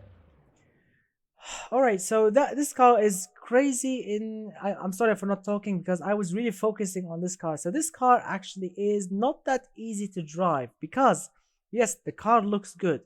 The engine sounds good. It's definitely a hard launching machine. This thing launches like nothing I've seen on this challenge. This thing just hooks and shreds its own tires when it launches. But this particular launch has its cost because this thing is running with a very, very soft and wobbly suspension. The suspension is not supporting at all. It feels like you have a super powerful turbocharged engine in, I don't know, in a Toyota Camry basically, because it just wobbles and it feels totally unpredictable. Yes, I read some people. I read some people actually, saying it's like a Shelby Cobra, losing control and smashing into walls, or this wobbly suspension helps drifting. Maybe it does. You can actually slide it, with a little bit of handbrake, and putting your foot hard down on the pedal, you can actually make it slide and drift nicely. But on this particular road, we don't want, or on this particular occasion, I don't want a drifting car. I want something that can grip, that can take this road in a fast manner. And this car is really difficult to control.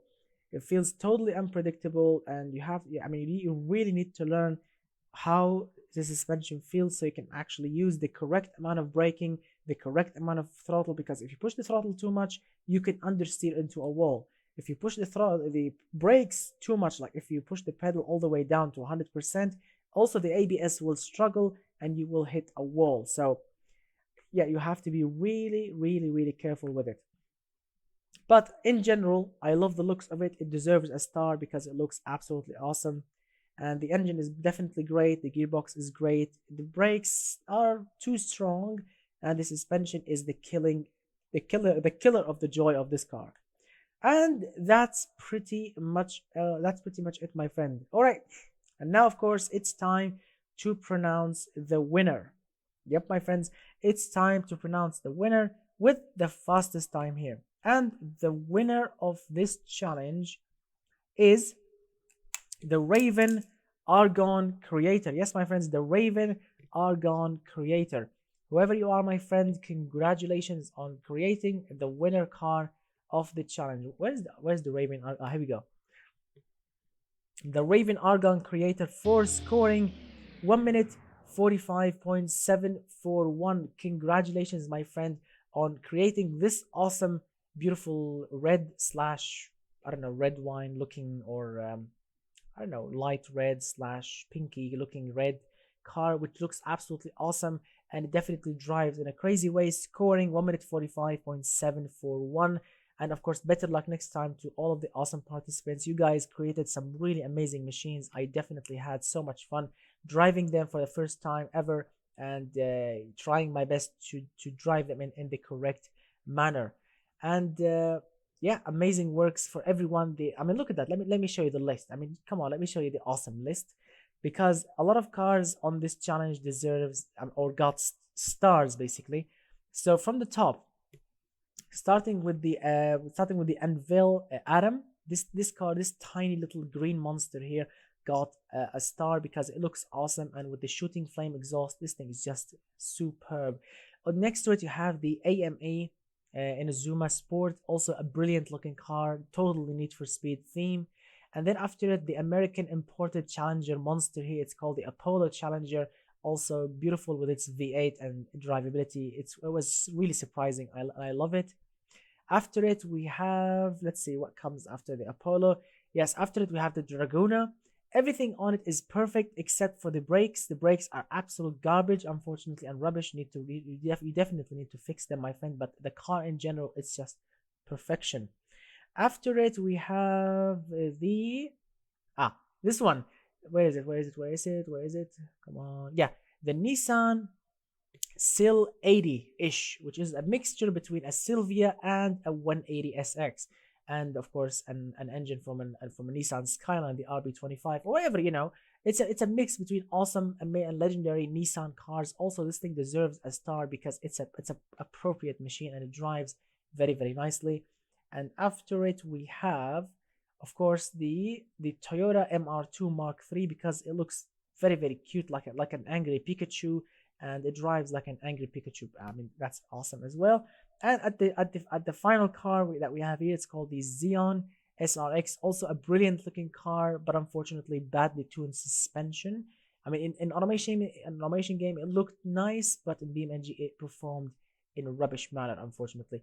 But I had so much fun driving all of them, even with the ones without, of course, stars next to it. And of course, congratulations to the creator of this one, the Raven Argon, for winning the prize car of this challenge, the Aleppo R. Congratulations, my friend, on winning the car. I will send it to you on Discord in a moment. I need to finish the stream first. Yeah, let me show it to you. I will try to see if I can put like a fixed version. I'll try to re-export it again from of course from automation game, see if I can make the exhaust pop and bang. Maybe if this blue can be fixed with a real carbon fiber looks. But congratulations on winning this all-wheel drive super gluing handling machine, my friend. All right, that's the challenge done. And again, of course, thank you so much for everyone that has submitted an awesome car for this challenge. I definitely had so much fun driving them and doing all crazy things with them. A lot of comments are getting flagged. Yeah, a lot of comments are getting flagged. Really, wow, a lot of comments are getting flagged. Let's see, who's that? Mr. What? Chat committed something? I don't know. It's flagged. And someone wrote something, it's gone, also flagged. Mr. Nera says, what, grass? But I mean, all cars testing better looking as best of 2 times, because I've seen sure after crash 1 time. Because what, first time, next time do turns faster and faster. Yeah, of course, because with time, because of course when I started with the first car, I was nervous. But then I got used to the track, and doing it again and again and again, it will make you actually drive faster and faster and faster. All right, Shark Bite. The Shark Bite is an absolute soft machine. You can't really drive it on this track. It will definitely crash. Yeah, it will definitely crash. The Shark Bite. The Shark Bite, which is a car, or actually an SUV thing that we made. Yeah, it's an SUV thing that we have made actually.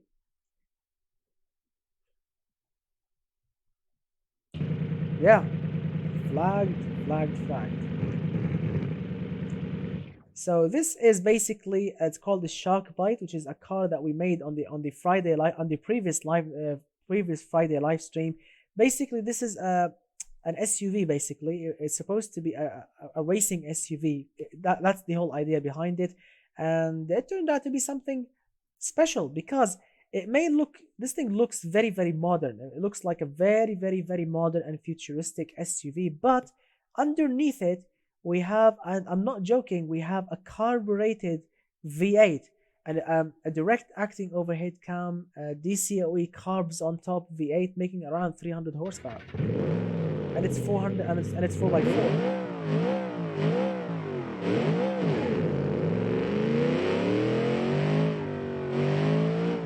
Very soft suspension. Very soft suspension.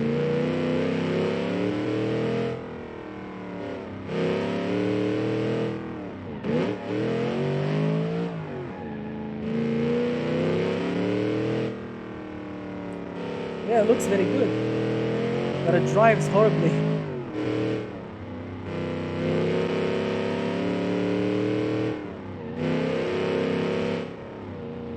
I definitely need to put better suspension on it.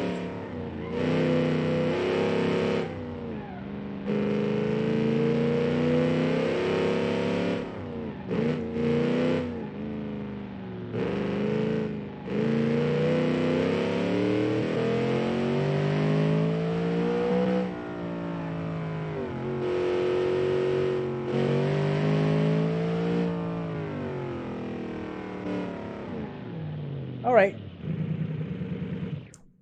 Let's try and do something crazy here. Let's try and do something absolutely crazy. Of course, guys, don't forget, if you enjoyed the challenge, if you enjoyed the testing video, please, I would love to if you can hit that thumbs up.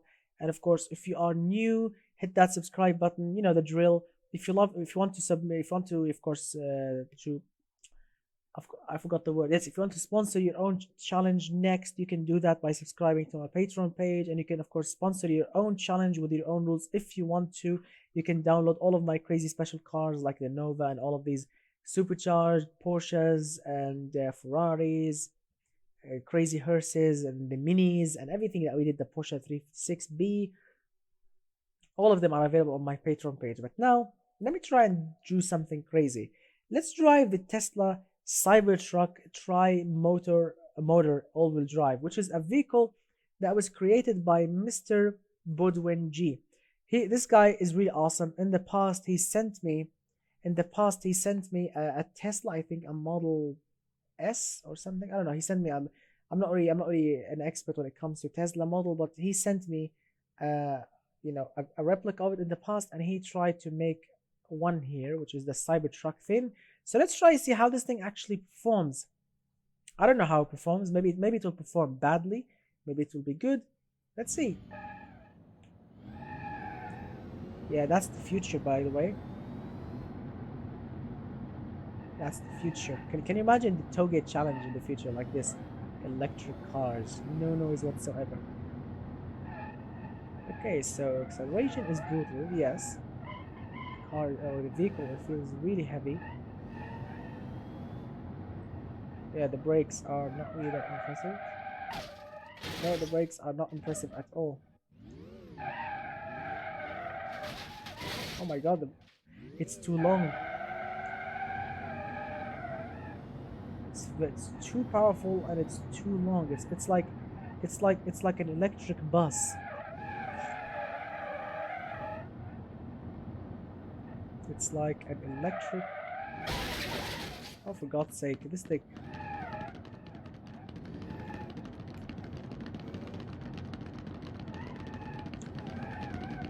I know, I have a flat tire. Who cares?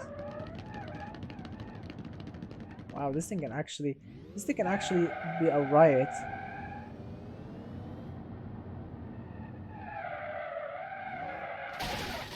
Nope. it's too large. It's very very large for the road. I need a bigger track to drive this thing on. Let's try something funny here. Let's take the Nova SS for a spin around this awesome Toge, you know. Let's see. Can you imagine a Nova SS in Japan? That'll be a riot. Yeah, let's wake up the mountain.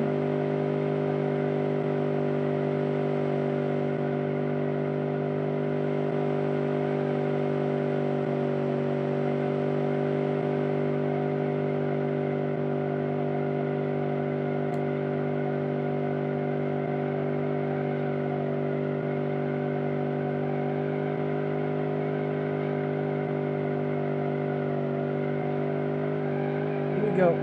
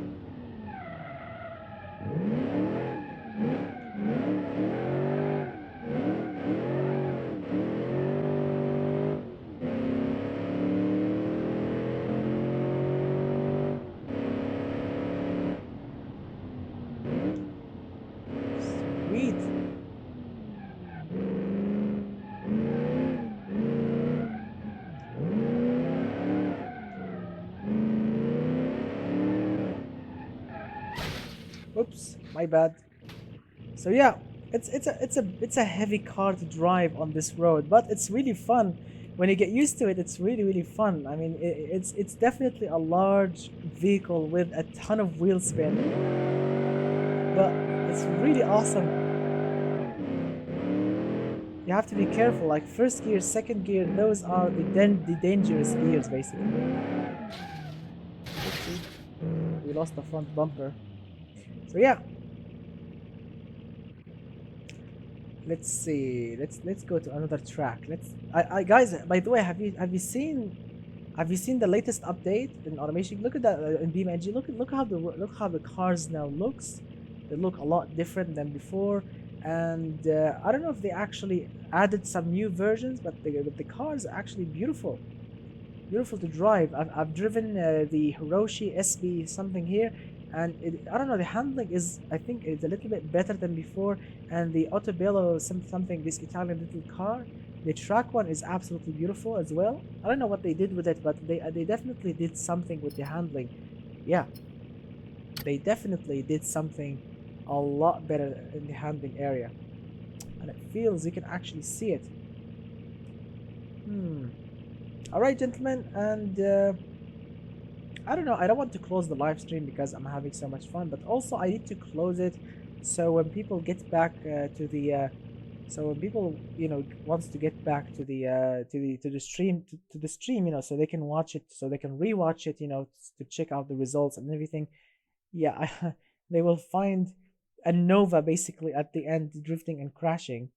So yeah. Let's do a couple of runs here on the drift course before we close. Yeah, let's have a little fun here first before we close. My argument.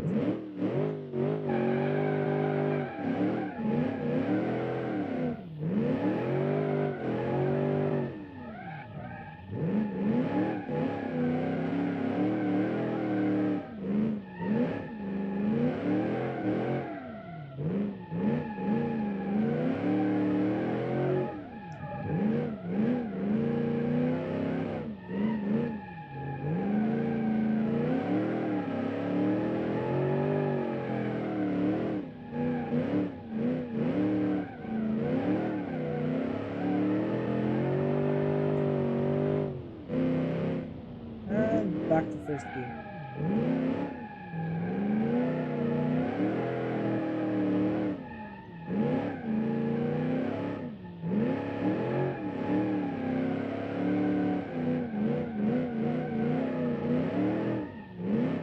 Guys, don't forget on the 25th, guys, don't forget on the 25th and the 26th, as a Christmas gift for everyone, you can download the Nova SS for free.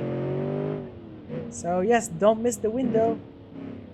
Don't miss the window. If you want to have this Nova SS in your game, if you want to have it in your BeamNG game, on the 25th and the 26th, it's available for free as a Christmas gift, my friends, for you to enjoy.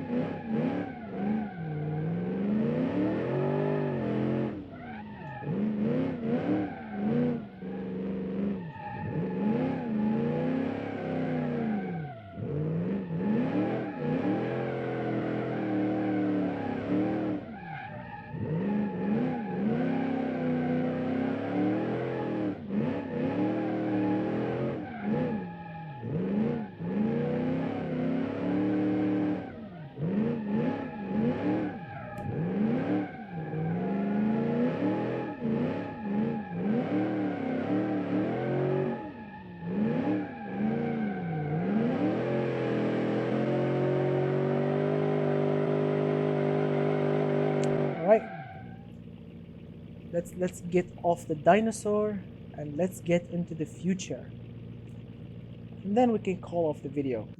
All right, let's get off the dinosaur and let's get into the future. All right, let's see what the future looks like.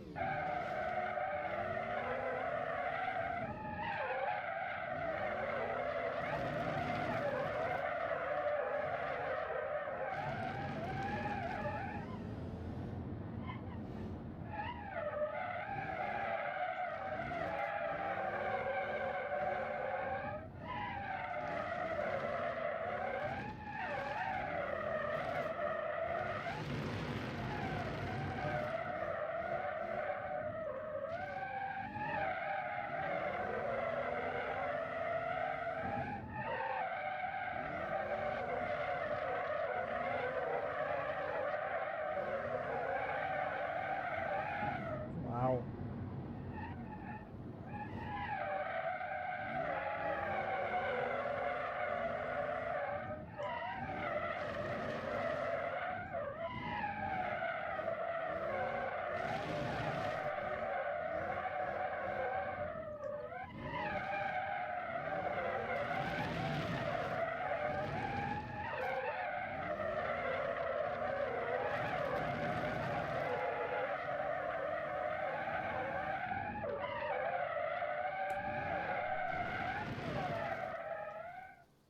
And that's pretty much it, my friends. What a weird end.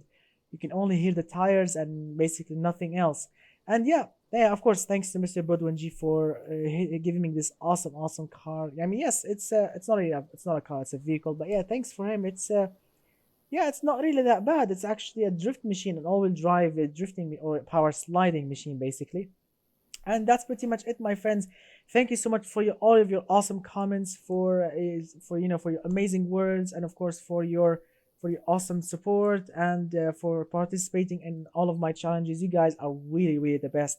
I mean, I would never be here without your awesome support, without your awesome love, and without your amazing comments, and without everything you do to me. And I'm really thankful for every single one of you for subscribing to my channel, for being with me on Discord and everywhere. Thank you so much from all of my heart for doing that. I really cannot wait for 2020 because more to come, and of course I'll try my best always to learn more, to upgrade my channel more for you guys, for your enjoyment, and I will try to do my best always to give you the best and the best always, so you can guys enjoy it. Big thanks to every one of you guys for your amazing support, and I really cannot wait for the next challenge. So if you would love to create your own challenge, again, you can subscribe to my Patreon page on the hypercar tier, and you can create your own challenge with your own rules, or you can of course wait for the Christmas special challenge, which will of course be which will be made by me unlike the usual way, which is the brainstorming way. So yeah. And of course, don't forget on the 25th and the 26th as a Christmas gift, so you can go to my Nova video, link in the description below, so you can download the Nova SS for free for those 2 days, 25th and 26th. Because after them, the Nova will join the other fleet of my cars, which is on Patreon page, and you have to subscribe to download them. But yeah, on those 2 days you can download it for free. And that's pretty much it, my friends. Thank you so much for joining my Friday live. Oh, sorry, not Friday live stream. This is a testing video. So yeah, thank you so much for joining my testing video. I will see you very, very soon. Big thanks to Mr. Random Project, Mr. BeamNG, Mr. The Midnight Racer, Mr. Matata, Mr. Patata, Mr. Christoph, Mr. Who else was here? Come on, guys, write your awesome names. Let's see who else was here for. Come on, remind me. Let's thank every single one of you. Let's see who else was here. Mr. Bendek, of course, for the awesome challenge.